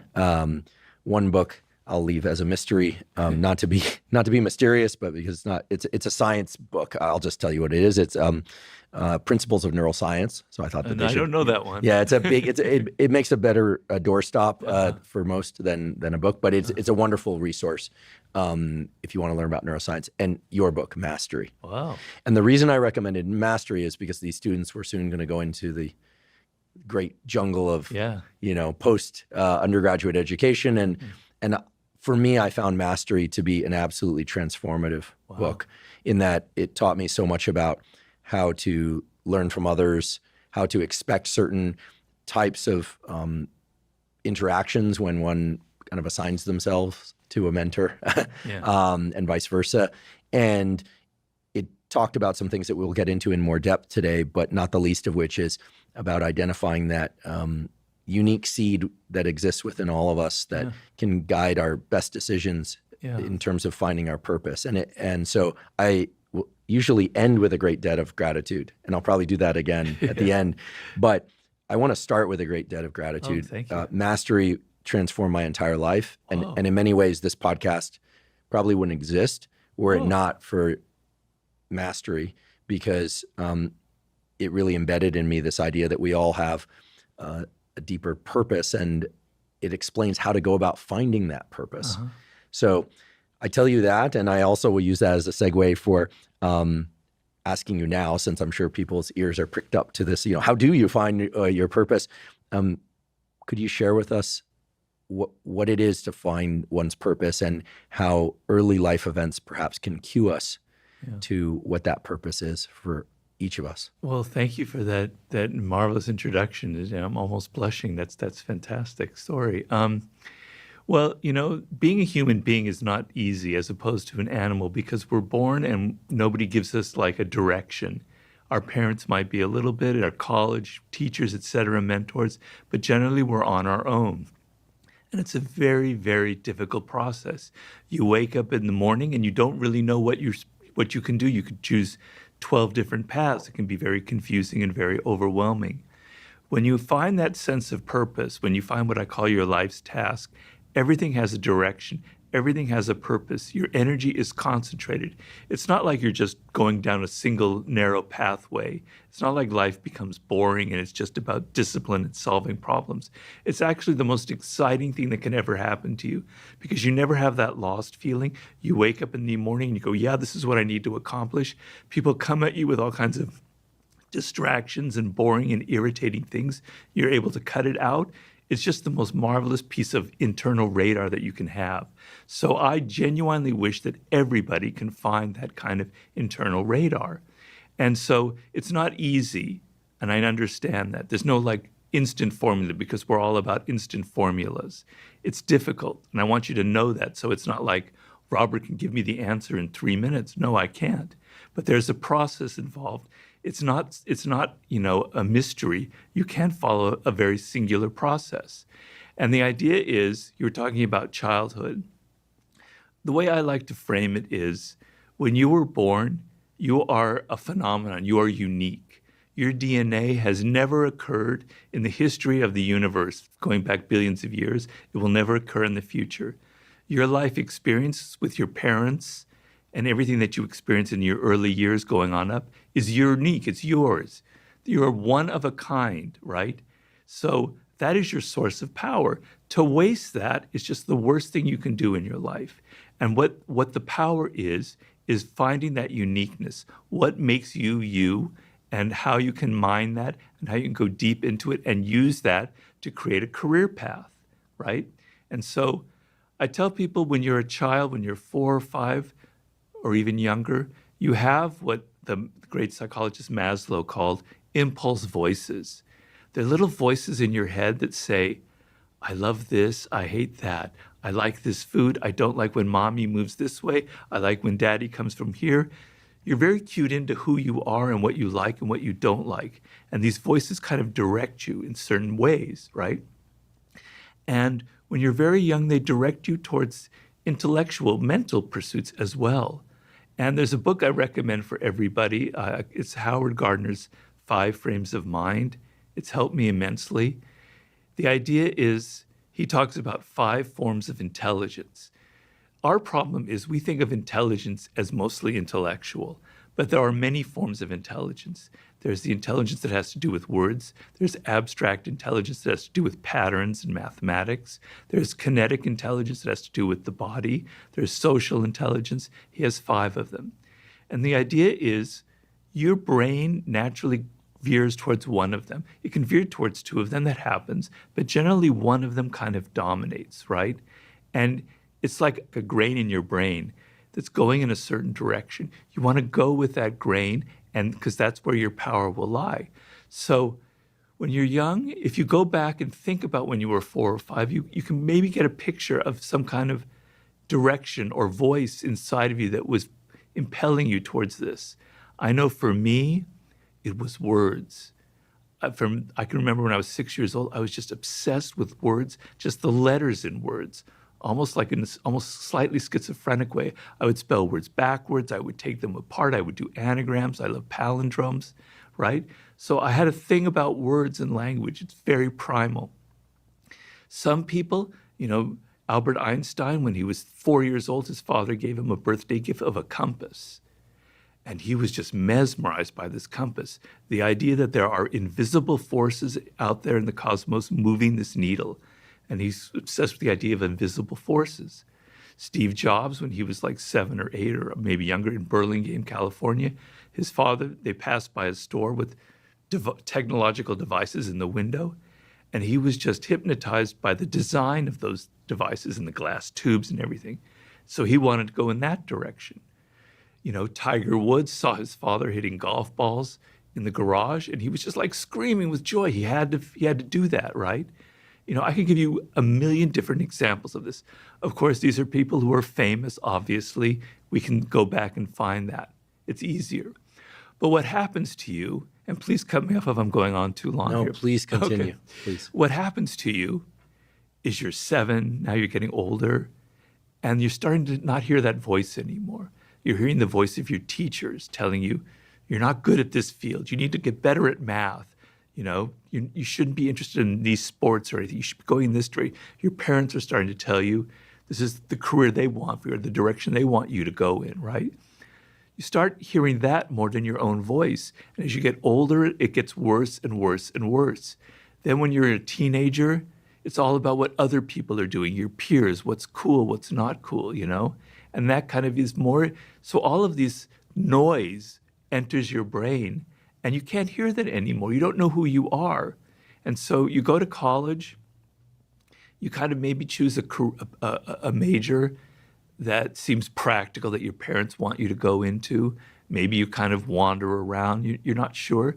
And then you enter the work world without that inner radar that I'm talking about, and brother, you're lost, right? Where should I go? Well, I need to make money, right? And so you make a choice based on the need to make a lot of money. Not everyone, but some people do that. And I understand that need. We all need to make a living, but that can set you off on a very bad path because you're not connected emotionally. The thing is, when you figure out that primal inclination, that grain that's inside of you, then you have the energy to be disciplined, to go through boring tasks, to learn. You learn at a faster rate because you're emotionally engaged. When you're emotionally engaged in a subject, the brain learns twice, 3 times, 4 times as fast as when you're not. I always give the example. In college, I studied foreign languages, which was kind of a passion of mine. For 3 or 4 years, I studied French, and then I went to Paris, and I couldn't speak a word. It was useless because it didn't teach me anything practical, right? I was totally confused. But I was in Paris, and I loved it, and I wanted to live there, right? And I had a girlfriend, and I needed to speak French to her. And I can tell you, in 1 month, I learned more than those 4 years of university because I wanted to, because I was engaged. My emotions were there. It was like I had to survive to learn French. So most of us, we don't have a need really to learn this subject. We're paying half attention. But when you find that thing that really connects to you, you're paying deep attention. Your emotions are engaged. You're learning at a much faster rate, okay? And so the thing is, how do you find that when you're older? When you're 21, I give people a lot of help, and it's usually not so difficult. We can go through that process. It gets harder when you're 30 and you've been wandering around, but it's not impossible. I didn't really find my exact path until I was 38, 39, to be honest. So there's hope. When you get 40 and you get 50, it gets more and more difficult, right? And it's very sad if you wasted that seed of uniqueness that I'm talking about. And I tell people there are ways of going back, and we go through a process like archaeology. We have to dig and dig and dig and find those bones from your childhood that indicated what you were meant to do. But when you find your life's task, everything opens up. It doesn't mean you figured out, okay, I've got to aim for this particular job when I'm 28. That's not how it works. It gives you a sense of direction. You can try different things. You can experiment. You can have fun when you're in your 20s. You're going to learn skills. But it gives you an overall framework instead of, whoa, all of this confusion, this chaos, social media, the internet, I could go here, here, here. You're lost at sea. It gives you a very important sense of direction, a compass. As you describe this, I have this image of, you mentioned animals that presumably don't have a lot of flexibility in terms of the niches they can exist in. But the way I imagine this process is that as a human, we're plopped into a environment, and here I'm using analogy, where we don't really know if we are an aquatic animal, a terrestrial animal, or an avian, right? Or an amphibian. Or an amphibian, for that matter. And to make the wrong choice, right? To be an amphibian who's trying to fly, although I'm sure they're out there in the animal kingdom, it's not just a waste of time, it's probably deadly. Yeah. And not to over-dramatize the failure of finding one's purpose, but I see it that way. Whereas perhaps we could just say that the process of finding one's purpose is to realize, like, I I'm an amphibian. I can go in and out of water, whereas a bunch of other creatures around me stop at the water's edge. Right. Right. And this is really cool. And a bunch of these other things, like these flying things, they can't actually even go in the water. Right. Some of them might, be on the surface or dive into it, but they can't do what I can do. So the process of self-discovery, it sounds like, is about restricting one's choices to a sort of wedge within the full landscape of options. And, for me, I can certainly recall, after reading Mastery, it helped me recall some early seed emotions that I experienced as a very distinct sensation in my body. Can you describe that? Yeah. Well, without making it too specific to my unique tastes, as a kid, I loved flora and fauna. I loved learning about biology. Sure. Yeah, no surprise there. But animals and how they move in particular, and fish, and going to a proper aquarium store for the first time for me, and going snorkeling for the first time was like, wow. And even as I describe it, it's almost like my body floats. I feel it in my left arm, of all things. And it feels like there's something to do about it. It's not just that I'm in observation of things that delight me. Right. It's like there's an activation state created within me. Like, I got to do something with this. And typically it's tell everybody about it until they won't listen anymore. But oftentimes it's to also draw those things, to think about them, and I just delight in them. It's a constant source of delight. And so seeds such as those, and there are a few other things in that landscape of flora and fauna, and learning about animals and biology, including the human animal, and then organizing information feels so satisfying to me. It's like a drug that, and so it just feels like this, eternal spring of life, right? And so for me, that's what it was.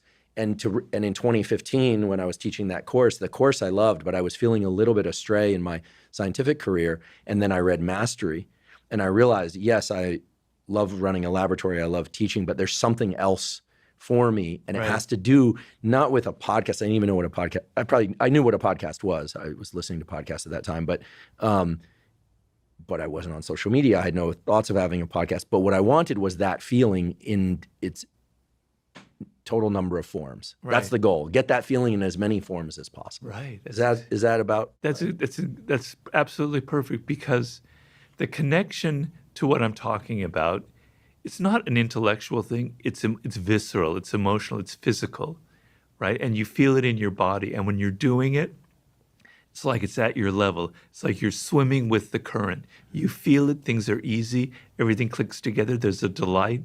Not everything is going to be delightful. There's going to be tedium involved. There's going to be moments of boredom. But you're able to withstand the moments of boredom because you feel that deep overall connection. So yes, that's precisely what I'm talking about. I mean, for me, it's a little bit a similar thing is, I said about words, but the other thing that I was obsessed with when I was a kid was early human ancestors. Don't ask me why. I just was so obsessed with our ancestors millions of years ago, and how it's possible to be living here in the 60s or 70s with cars and everything, but to come to where we are now.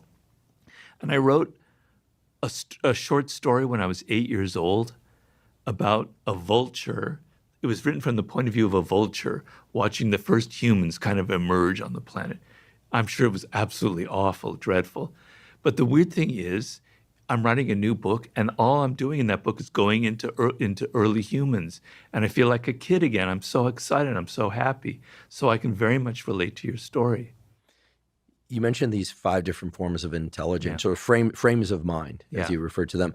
And I'm certainly aware that I lean towards a more intellectual interest, although, as you pointed out, the excitement, the delight is visceral. Yeah. And the actions are actions. They're of the body, ultimately. Right. One has to draw, speak, write books, et cetera, to transmute that excitement into something real.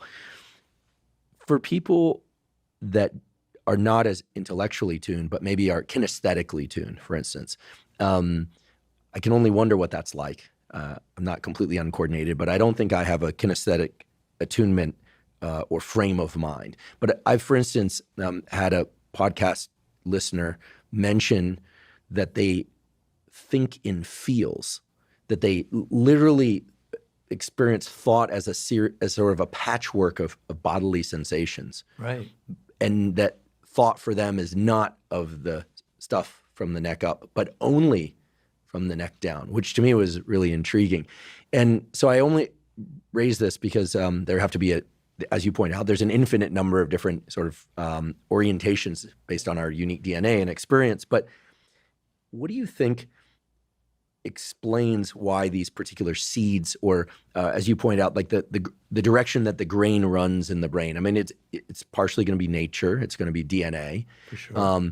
but we're talking about this as if there's some exciting or awe-inspiring or delightful thing that captures us. Can it be the other way too? Can it be, one has a bad experience as a child in an intellectual environment and then decides, I'm going in things of the body feel good. Things of the mind, of intellect feels bad. And does it matter whether or not we are drawn to our purpose by recognizing what we love or what we hate, or are both useful? Oh, they're both very, very useful. A lot of intelligence is nonverbal. We think in terms of images. We're very much infected by the emotions of other people. So I know, for instance, my mother is very, very interested in history. She's obsessed with history. And I probably absorbed her interest in history. I don't think there's a gene for that interest, So you're going to absorb things from your parents as well. So it's not all just genetic. But yeah, what you hate will will have a big thing. But the problem with doing that is, if you go into a direction and you're in elementary school, et cetera, and they force you to learn math and you hate it, what it tends to do is it turns you off from learning in general. You think, I don't want to be disciplined. I don't want to go through anything because it's painful. It doesn't lead anywhere. It's not me. It's frustration. It turns you off from learning in general. So it's really, really important for a child to have the love experience as early as possible so that they can know what they hate and why they hate it, right? And then they can rebel and they can go into that field, as opposed to, I hate learning, I hate discipline, I hate studying, I hate trying things over and over again. If you're kinesthetically oriented, and a part of me, I understand that because I love sports, is you have to practice. It's going to take a lot of, you're not going to instantly be good at something, right?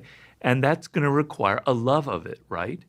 But if your math experience, because I hate learning shit, it's going to transfer to sports. You're going to hate discipline in general. So it's very important for parents to let that child have at least glimmers of that love moment. I know for me, when I finished college and I entered the work world, I had to get a job. Worked in journalism. I hated it. I hated working for other people. I hated office politics. I hated all the egos. I hated the smarminess. I hated the lack of quality. It was all just about, making money and getting things out there. And then I worked in Hollywood. I hated Hollywood. I hated working in Hollywood. That formed me very much, made me go in the direction that I went in, but only from the basis of I knew that I wanted to be a writer. So, that's very important, that it's not just hate. It can form you, but there also has to be that positive, deep emotional love of something that also is grounded in you in some way. Yeah, what you just said really highlights the fact that energy and motivation can come from either pressure, desire for something or desire to get away from something. Right. And earlier when you were talking about how we are so much more engaged and driven towards things that stir us emotionally, and actually we know, based on the neuroscience, as you know too, I'm sure, that only by the release of certain neurochemicals in the brain and body would our brain have any reason to change, right? If you don't feel agitation and you can do everything that you're trying to do, of course your brain wouldn't change. Like, why would it, right? That agitation is a signature of the neurochemicals that are saying, hey, something's different now. Right. You might need to do something different, including rewire yourself, right?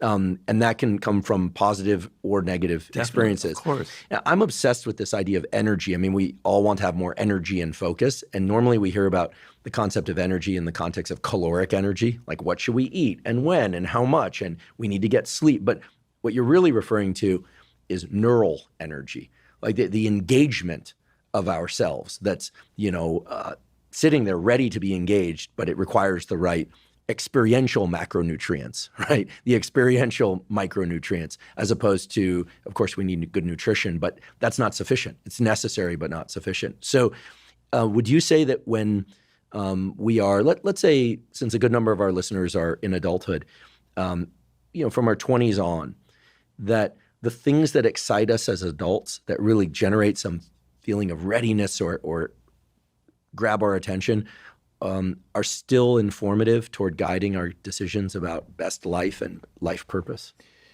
Well, what exactly do you mean by that? I mean, because there are things that excite you in a kind of a quick way, where you have to relieve some tension, and there's entertainment, and there's things that kind of give you pretty immediate gratification. And there's the larger picture of something that will give you fulfillment over years to come. So you can feel that when you're older, and you can pay attention to it. But a lot of the time we're paying too much attention to the immediate pleasures of life, to what gives us instant gratification, and that's what we're grabbing for. So this is a much more kind of deeper process that involves that digging that I was saying. It's deeper than just kind of, I like this, I don't like that, kind of thing.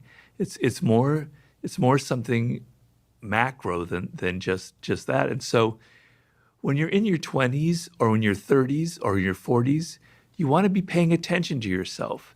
And the problem with people in the world today is you're not paying attention to yourself. You're not inside your own head. You don't hear those voices. You don't hear what you love, what you like anymore, because, as I said, there's so many of these other distractions going on. And so you're always attuned to what other people like, right? Because you're in social media. This is what people are following. This is what they're interested in. As opposed to disengaging, backing off from that and looking at yourself and going through the process of, that's not me. Actually, I don't really like that, And so what you're talking about is, I think, very profound, is levels of frustration or anxiety are definite signals that you must pay attention to, that they're telling you this isn't a good direction for you. This is a waste of time for you. And in general, I tell people, self-awareness, being able to hear those voices, to understand that your frustration is telling you something. And sometimes you just act on it without understanding it. But understanding why you're frustrated, why you don't like your career, why you're not happy about where you're going is the key to everything. It will open up, it will actually be able, even in your 30s, to return you to that childhood inclination. But if you can't listen to where those emotions come from, then they're useless. They're not teaching you anything. So it sounds like one of the goals is to engage in what I'll just call for the moment unadulterated self-referencing. Unadulterated in the all senses of the word, because as a child, as you point out, at stages of life that are before puberty, they're literally pre-sexual, which I think is important, right? Because puberty, to me, as a neurobiologist who started off as a developmental neurobiologist, I can tell you that puberty is the most profound transformation that the brain undergoes in the entire lifespan. There's just absolutely no question about it. Everything is different after puberty because of all of the new relational dynamics that become apparent and our potential involvement in them. Yeah. It's not talked about enough how dramatically puberty changes the brain. Sure. I mean, we are different people before and after puberty. Hormones that are suddenly raging. The hormones are there, and it's not just changes in how we view the world, but changes in how the world views us. Yeah. And not just through the lens of sexuality, but also expectation of what we are capable of, what we are responsible for or not responsible for, our learning capacity. I mean, puberty is like this, it's also the most rapid stage of aging in our entire lifespan. Wow, right? Those kids that go home for the summer and then come back, like shaving, Yeah. I was sort of I wasn't a late bloomer, but I had a long protracted puberty, but I remember those kids. I'm sure we all remember those kids. Everything changes. And so I think prior to puberty, these seeds, as you've described them, of delight or of resistance to things, I think they are unadulterated. They're not contaminated Right. by the voices and expectations of others. And so I can see the challenge of reaching back to those as an adult. I wonder if this relates to something that I've heard you talk about before, although perhaps not as much as some of the other topics you've discussed publicly, which is the real versus the false sublime. Could you perhaps just define for us what sublime really is, what a sublime experience is, and the distinction between real and false sublime experiences? Because I feel like this relates to finding that seed, right? It's about finding authentic seeds within us, as opposed to when emotions can be distracting and misleading. Wow. I never made that connection. And it's the book that I'm writing right now. So thank you for that. I'll have to think about that. I'm writing a book on the sublime. And I have several ways of kind of illustrating. I generally like to use a metaphor. And the metaphor is that being a human being, being a social human being living in a particular culture, means that you live inside of a circle. And that circle of that time are the conventions of thinking, of ideas that are acceptable, of behavior that is acceptable. This is where you can go mentally, where you can go physically, all the codes and conventions. So that circle for ancient Egypt and for 21st century America, they're obviously very different, but it's the same circle. It's the same limiting factor. You're not supposed to go outside of it. These are thoughts, experiences, behavior you're not supposed to do. The sublime is what lies just outside that circle. The word sublime comes from on the threshold of. It's like, here's a door, and the sublime is literally at the threshold of the door. You're looking out into something else, right? And the quintessential sublime experience is a near-death experience. You're standing on the doorway, the threshold of death itself, right? And so in my book, I'm illustrating the different kinds of sublime experiences that you can have in relation to the cosmos, in the relation to thinking about being alive. Just being alive is the strangest sensation you could possibly have. I know that very personally after my stroke. I go into a chapter on childhood and how sublime your own childhood was. I go into animals, the relation to animals. I have a chapter about the brain, a chapter about love. I'm working right now on a chapter about history, okay? But what I'm trying to say is the human brain is wired for these experiences, is wired for transcendental experiences that take us out of the narrow little realm that we live in. Because we're aware of our death as the only animal truly conscious of its own mortality, and it frightens the hell out of us. And the idea that we can see something larger than just the banal parts of our life is a doorway that allows us to kind of transcend the moment, to feel connected to something larger, to feel connected to some power in the cosmos, to evolution itself, right?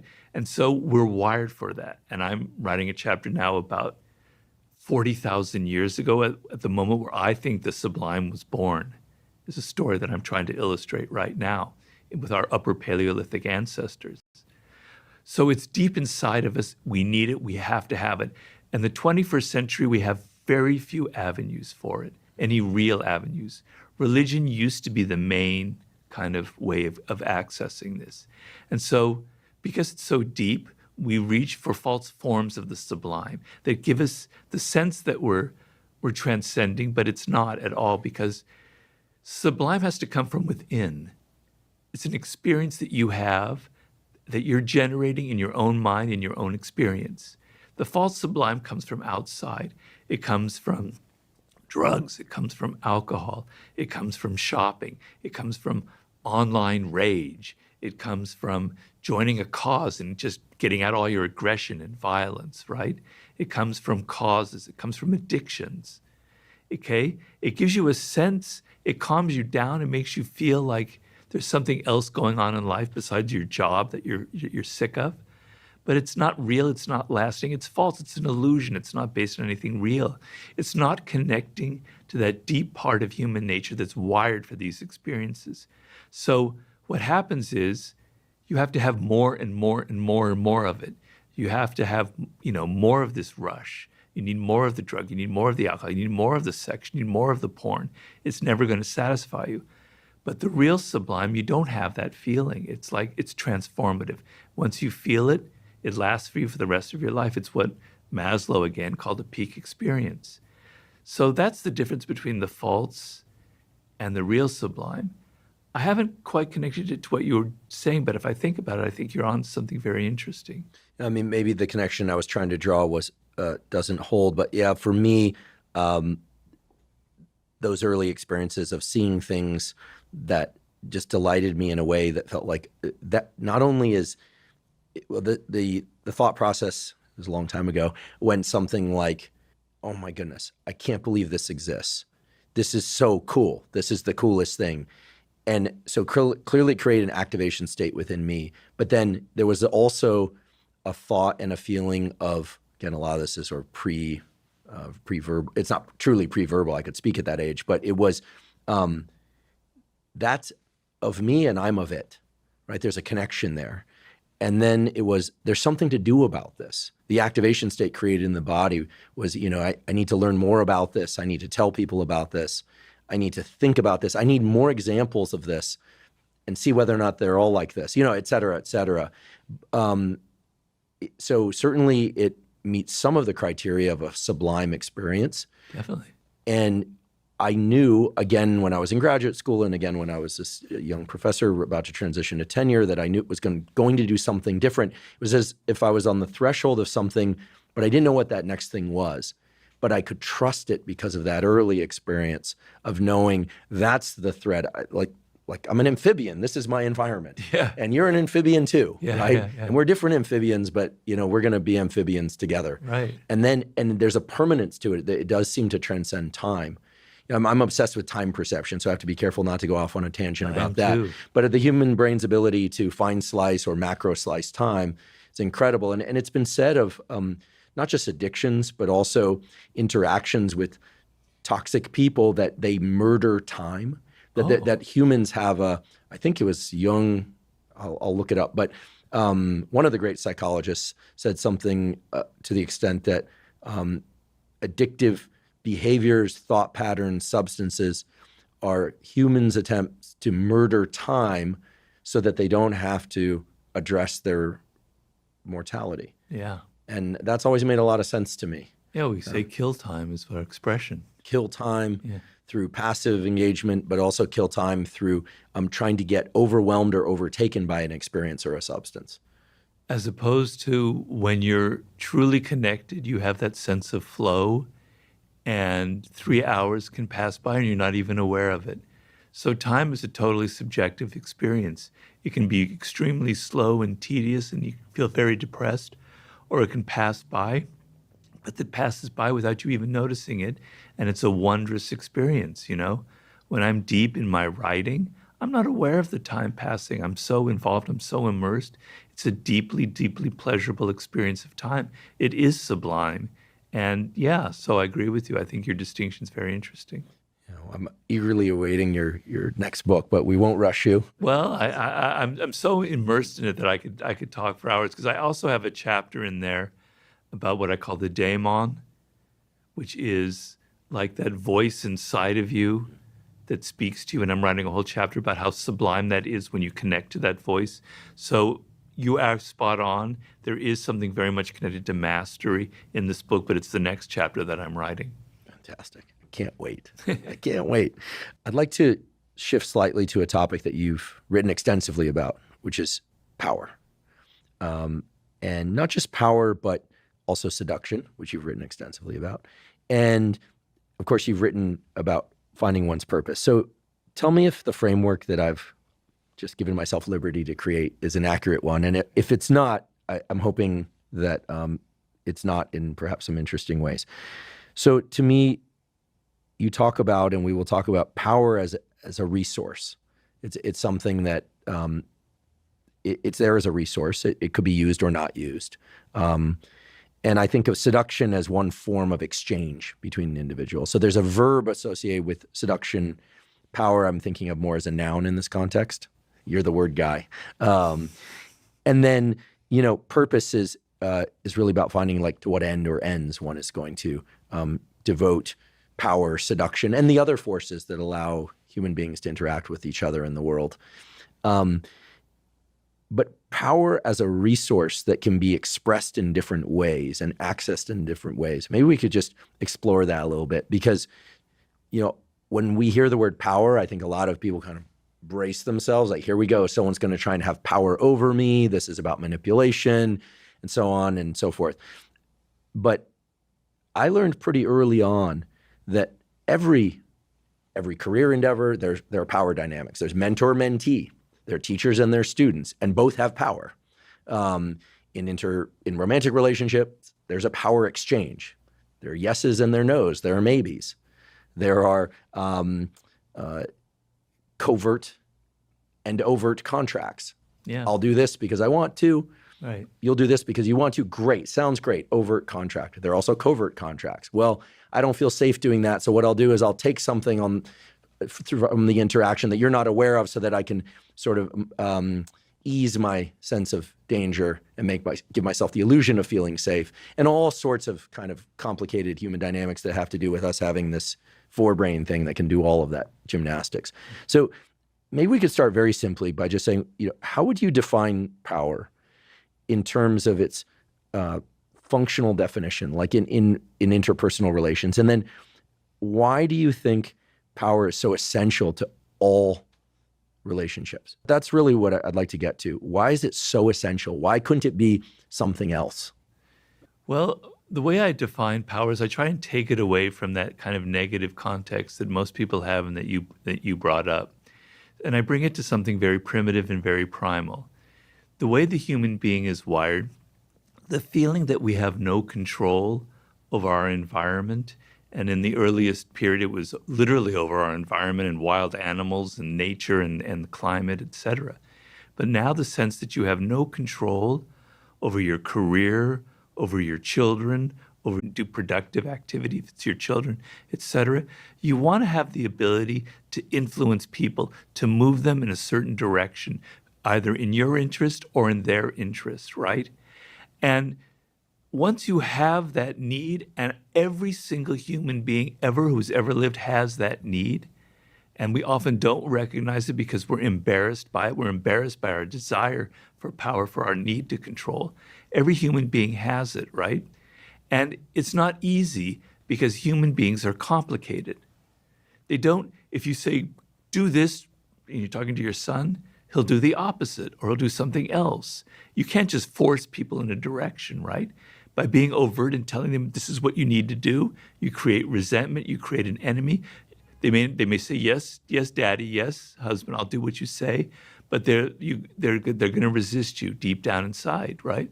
So people are tricky. They wear masks. They pretend to say one thing and they do another. They have their egos, and you inadvertently wound their egos or trip them in some way, and they react in a way that you don't expect. And so power is this kind of invisible realm that envelops society where people are continually battling each other and struggling in it, but no one is like talking about it. No one's being overt about it. No one's saying, this is exactly what I'm trying to do. And so when you enter the social world and the career world, you're not expecting these battles. You don't know, no one's taught you, no one's trained you. Your parents don't train you. Nobody trains you. And you make mistakes, and you realize how political people are. If you're a sharky character, and there's a certain percentage of them, you realize, wow, I can deceive people, I can manipulate them, I can get what I want, I can pretend to love them, and they'll fall for me, and I can do all this other stuff. But for most of us, the 95% of us who aren't sharks, and I'm including myself in that category, it's very, very disturbing to suddenly enter that world and see all of that invisible power games on that no one's given you any advice for or helped you. And so take it out of the realm of it's just about trying to dominate the world and manipulate and exploit and abuse. It's something inside of you. You have this need, and your suppression of it will only make you come out in passive ways, and you won't be able to control certain things. If you want to move people, if you want them to follow your ideas, if you want them to be more aligned with your politics or your ideas, you have to be subtle. You have to learn psychology. You have to learn certain aspects of how to almost move people without them realizing in certain directions, which is like the art of seduction. And if you're not interested in that, if you're just going to tell people what you think and what you're going to do, that means you're not interested in practical action. You're not interested in results. You're just interested in venting your own frustrations or your own anger. So learning the subtle little dynamics of power is extremely essential because we're a social animal. It doesn't mean that you're going to get dirty, that you're going to suddenly go out there and manipulate the hell out of people. Most of the 48 laws of power is about defense, but how to defend yourself from the sharks out there, how to defend yourself from making classic mistakes, like outshining the master, like talking too much, like arguing with people instead of demonstrating your ideas, on and on and on. It's not an ugly thing. It actually makes you a better social individual. So that's how I like to frame it. It's very interesting. I think as a young guy growing up, it was so important to me to know where I fit in with my friend group. And I didn't think of it so much as a hierarchy, nor when I was in my academic studies did I think of it as a hierarchy, even though it was, clearly was, right? So much as the goal was to figure out where was my unique slot that I could do the most good for myself and others. Right. You know, kind of finding my spot. I don't want to say on a shelf because it gives an image of something vertical, but you know, let's make it lateral, lateral arrangement of different people with different strengths, different life purposes, trying to figure them out. You know, where should I be in order to express that and also feel connected to others? And in order to do that, I realize now, based on your answer, I did have to figure out, you know, who's trying to have power over, who's pretending that they don't want power, but is actually exerting power, you know, these sorts of things. And there's an incredible peace that comes from knowing that one is in the correct place, both profession, interpersonally, in relation to oneself, but also in the context of one's peer group. It's kind of knowing, yeah, this is where I belong. Because trying to gain power when one is trying to move to a position that isn't right for them or in a way that isn't right for them just seems so energetically costly. Yeah. Seems like a waste of a life, frankly. Right. You know, trying to gather resources simply to have them, to give the illusion of power, but then being afraid of losing them just sounds like a recipe for misery, as you pointed out. Yeah. You know, whereas figuring out where am I most powerful in the benevolent sense of the word, that seems like a good pursuit. Well, it's connecting up to mastery again and finding your life's purpose. You know, I knew when I was young that I couldn't exert physical power because I was a skinny little runt, and I wasn't bullied, but people would kind of pick on me, et cetera, et cetera. So I veered towards intellectual pursuits where I could have power. And in the end, you know, you might have been a jock and you might have done well in high school, but look at me now. I'm not saying that it's a beautiful thing, but that's part of human nature, the desire to actually, you know, prove yourself and find that niche that you belong to, so you don't have that kind of that sense of inferiority, which Alfred Adler, the psychologist, describes very eloquently. So a lot of it is kind of compensating when you're a child for things that are your weaknesses and finding what you're so good at that you do have that power and people can't bully you, right? And you're like now a famous neuroscientist, whereas they're like, who knows what they're doing kind of thing. So power definitely is connected in some way to that inner sense of what you were meant to do. And you feel it with the ease and the connection that comes from it, right? So I can honestly say that my dislike of working for other people and office politics and egos, I now have an existence where I don't have to deal with any of that. And I'm so blessed, and I wake up every morning and I pray to God, thank God I found this, because it's the perfect lifestyle for me. Yeah, can be accurately described as an intellectual beast. So it's which is like a compliment, right? We hear the word beast and we think you know, a ferocious beast trying to harm others. But I'm happy being a beast. Yeah, you know, and so I think finding where we can be a beast, you know, and for some people that's painting or gardening or whatever it might be.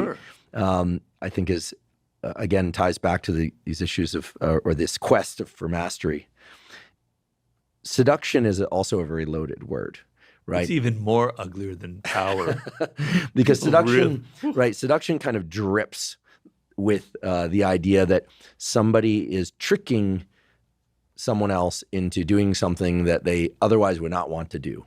But seduction is both our propensity to do it and to have it done to us is hardwired into our nervous system and has a lot to do with the hypothalamus and a bunch of other areas that I won't bore us with the nomenclature. But seduction to me implies some sort of exchange. I suppose we could seduce ourselves through denial or convincing ourselves that of something, but more often than not, when we talk about seduction, we're talking about an interaction between two or more people. So what are some of the core principles of seduction? And if you care to play anthropologist a bit and a neuroscientist, I would invite that. Why do you think we have neural circuits in our brain that allow us to seduce and be seduced? Well, I don't know how if I'm being kind of an armchair intellectual here, but my theory is some of it has to go back to social events long in our prehistory, which have to do with taboos. And society was initially kind of organized by a series of taboos, right? Most notably the taboo on incest. And what happened, this is just not my theory, it's the theory of the Malinowski is that I pronounce it, is that the moment a taboo enters the human brain, like you're not supposed to sleep with this woman, the desire arises inside of you to actually sleep with that woman. The sense of no, the sense that this is prohibited, stirs the desire, stirs the contrary impulses in humans. And we can be very, perverse creatures, right? So if you've ever tried to suppress a thought, you'll realize that it keeps coming up. It keeps coming up. You can't suppress it. Don't think of an elephant, Andrews. Whatever you do, don't think of an elephant. You're thinking of it because you can't help it, right? The idea that you're not supposed to desire this person stirs that actual desire. So I believe the sense of something being taboo and transgressive is the ultimate kind of origin of our desire for seduction. But seduction involves vulnerability. It involves somebody gets inside, somebody gets under our skin, right? And to do that, we have to let them in. So the person being seduced is in some ways, to a degree, complicit. Because if you just put up a wall and you said, no, I'm not going to be seduced, nothing will happen. But you have a vulnerability. You're letting that person into your psyche, into your inner space. The paradigm for that is early childhood.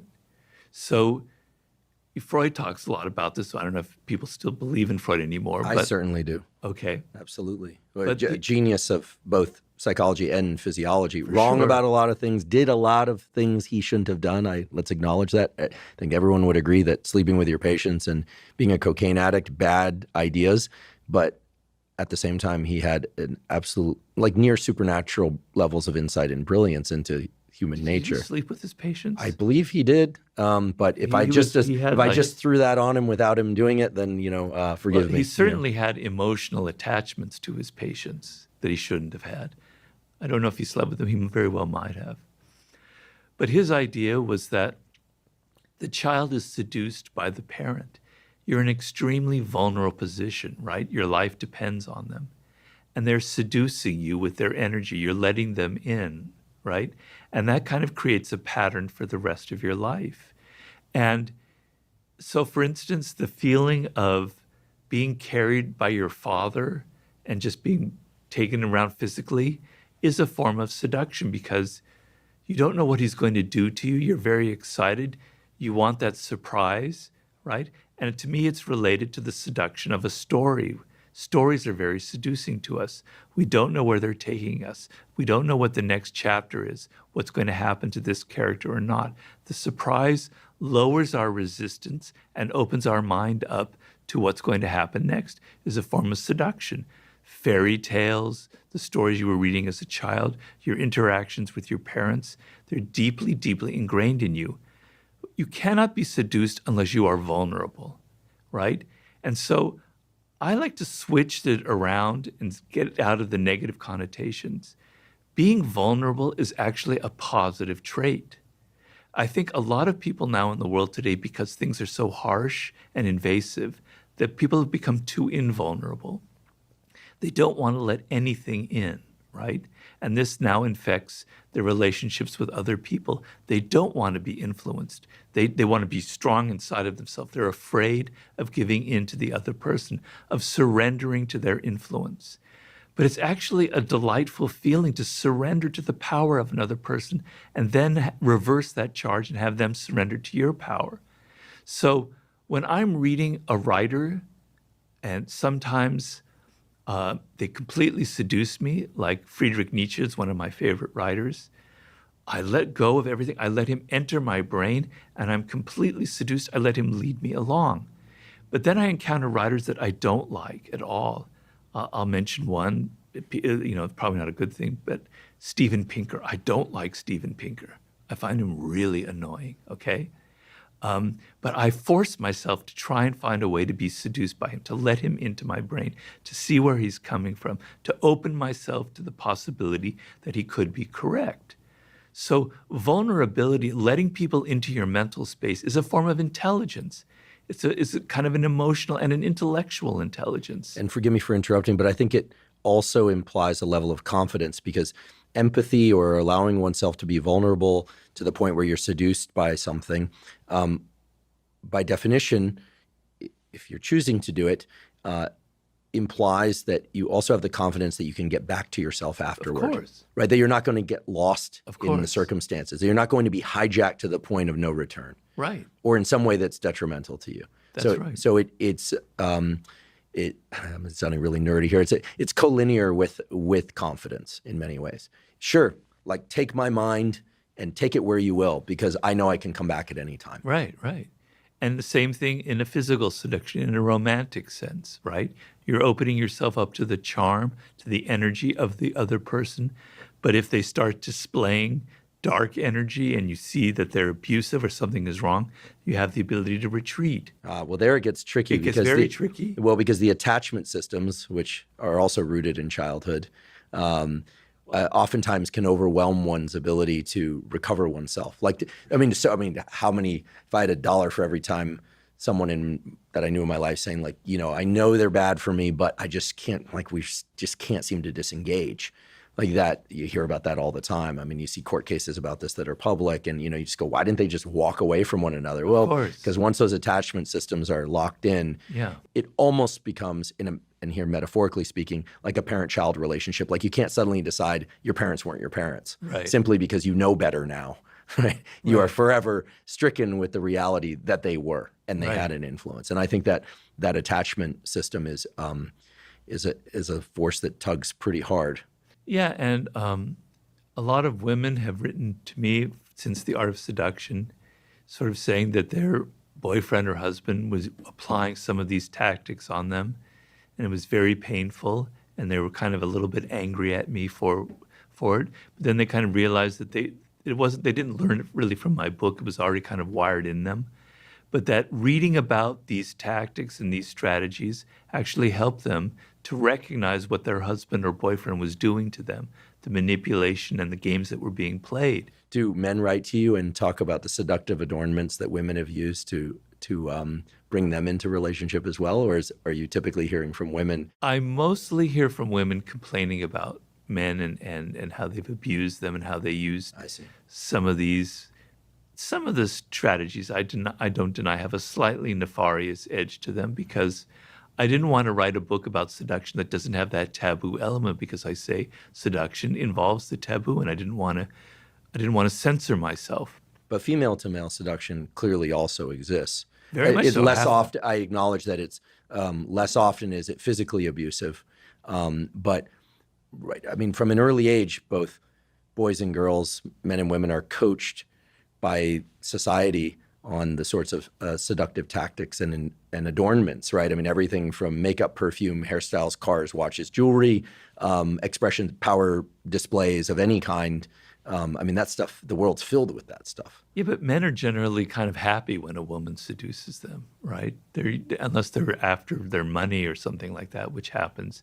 But generally the sense, I talk about this in the first chapter about sirens, which I say is the quintessential archetype of the female seductress, the kind of half human, half bird creature on a rock singing so beautifully that you have to jump in the water and then they kill you. And so the idea is that men want to let go because men have to be so in control, so powerful. They have to project this image.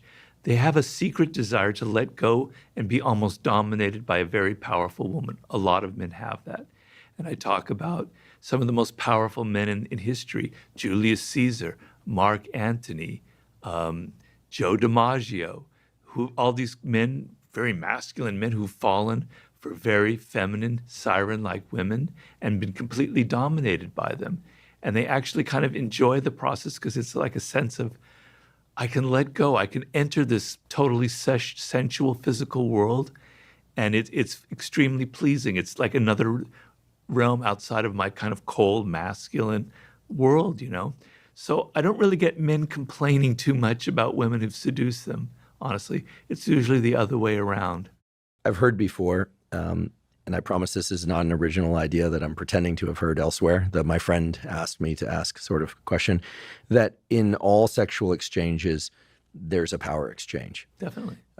Maybe you could elaborate on that, because as you were describing some of the seductive power dynamics that exist, a phrase that I've heard before came to mind that at first made me chuckle, but then made me think quite deeply about this issue of the relationship between sexual and power dynamics, which is this notion of topping from the bottom. You know, if one is giving someone else the impression that they are more powerful, by virtue of the word giving, they actually hold some power, right? Power can be given or taken, but oftentimes seductive exchanges and sexual exchanges and romantic exchanges in particular are about both people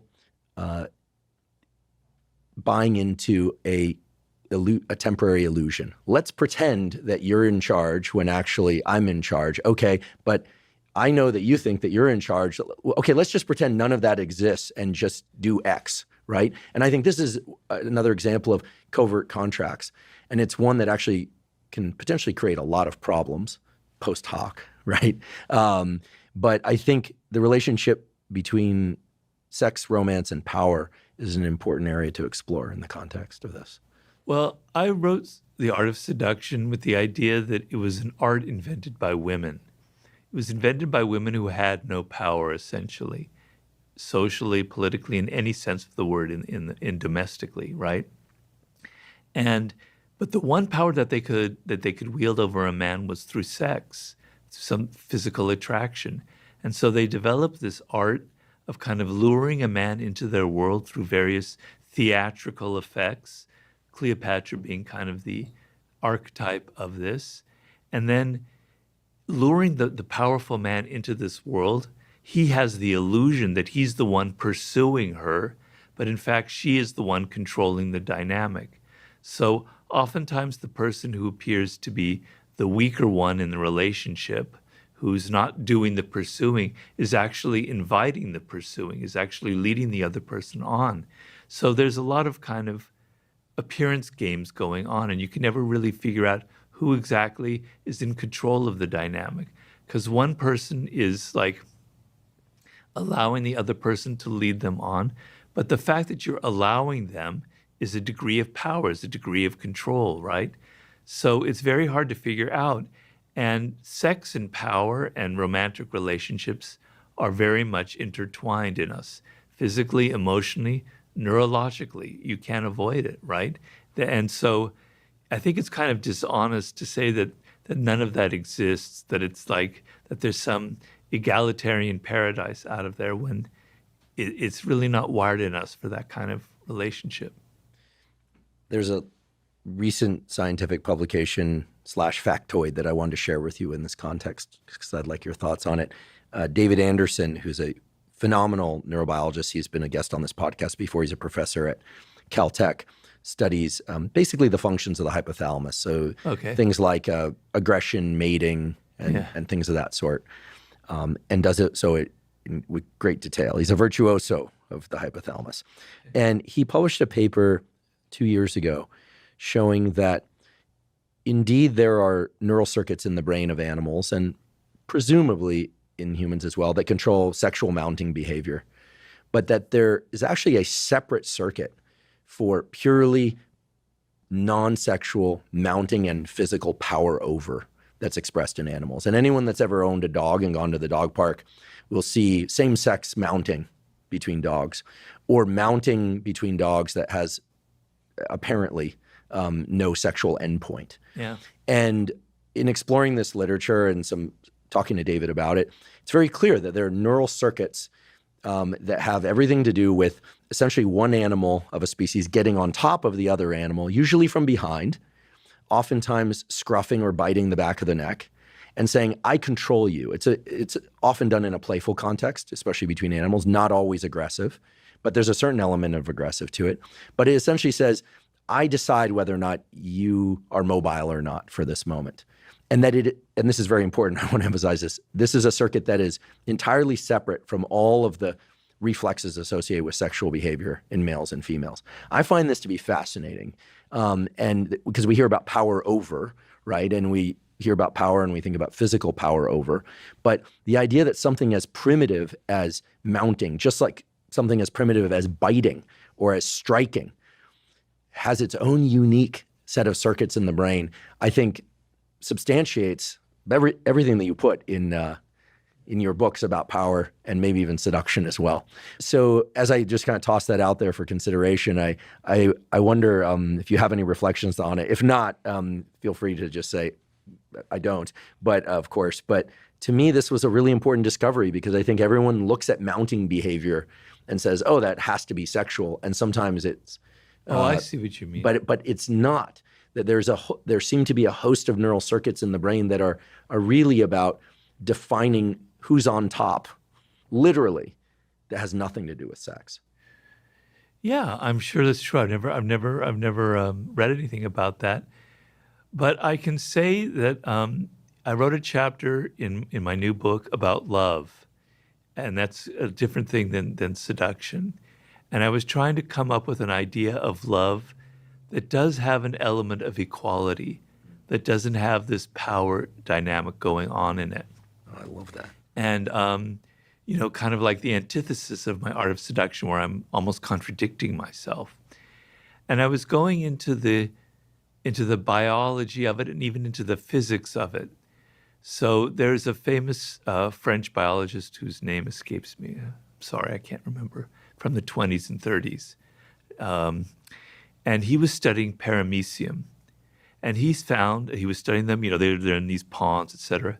And he said that there was these moments where these single-celled organisms were suddenly coupling. They were all joining together, just one to one, and they were absorbing the membrane of one inside the other. And then they would and then once one couple did that, all the paramecium started joining up together. Then they would sink to the bottom of the pond. And paramecium don't reproduce through sex. They reproduce through dividing themselves, right? Self-reproduction. And so he was saying that the desire to couple, to connect to someone so deeply where you absorb, one is absorbed in the other, is biologically wired into us. Goes back millions and millions and millions of years. And it's a desire, essentially, a biological desire for love, right? And it's an energy that permeates although it's not just about power and hierarchies, and that he was showing other creatures that had something similar going on. And, in physics, we talk about entanglement, and we also talk about, matter. If matter isn't opposed by a lot of kinetic energy, it joins together. Particles join together to form matter, et cetera, et cetera. So there's something in the universe that's trying to connect things to each other. So there's this kind of energy that exists in the world where we have a deep need to connect to somebody with outside of those power dynamics, right? Where there's a degree of equality, where we're drawn to each other, and we let go of the ego games, we let go of the playing, we kind of surmount our own physiology, our own hypothalamus, and we engage in this, I call it love sublime. And it involves the physical part. The sexual part is the trigger for it. Because when you have sex with someone, your body is suddenly permeable to their energy in a way that you cannot control. It releases all kinds of chemicals in the brain that are very powerful. And oftentimes that sense is too powerful and you react and you're afraid of it and you pull back. But if you don't react and you go further, then the mind also becomes permeable to the other person and their energy and their desire. And so then it kind of creates a spiraling effect where the physical and the mental connection reaches this state that I call love sublime. Now, it's an ideal. It doesn't really exist that much out there in the world today, but there are stories in history that illustrate it, and I believe that is a biological necessity for us to feel a deep, deep sense of connection. We normally ascribe that to religion, to God, etc. But I maintain the essence of love, the model for love, is between two human beings, straight or homosexual, doesn't matter. And that feeling of surmounting our own neurology, our own system, and entering this zone is deeply, deeply satisfying. We all want it. And it has to involve letting go of the power dynamics, and everything being equal. It's not that the other person is exactly like you. You recognize their difference. But as far as being worthy of attention, being worthy and respected, you leave all of that other stuff outside. So there is a zone that's possible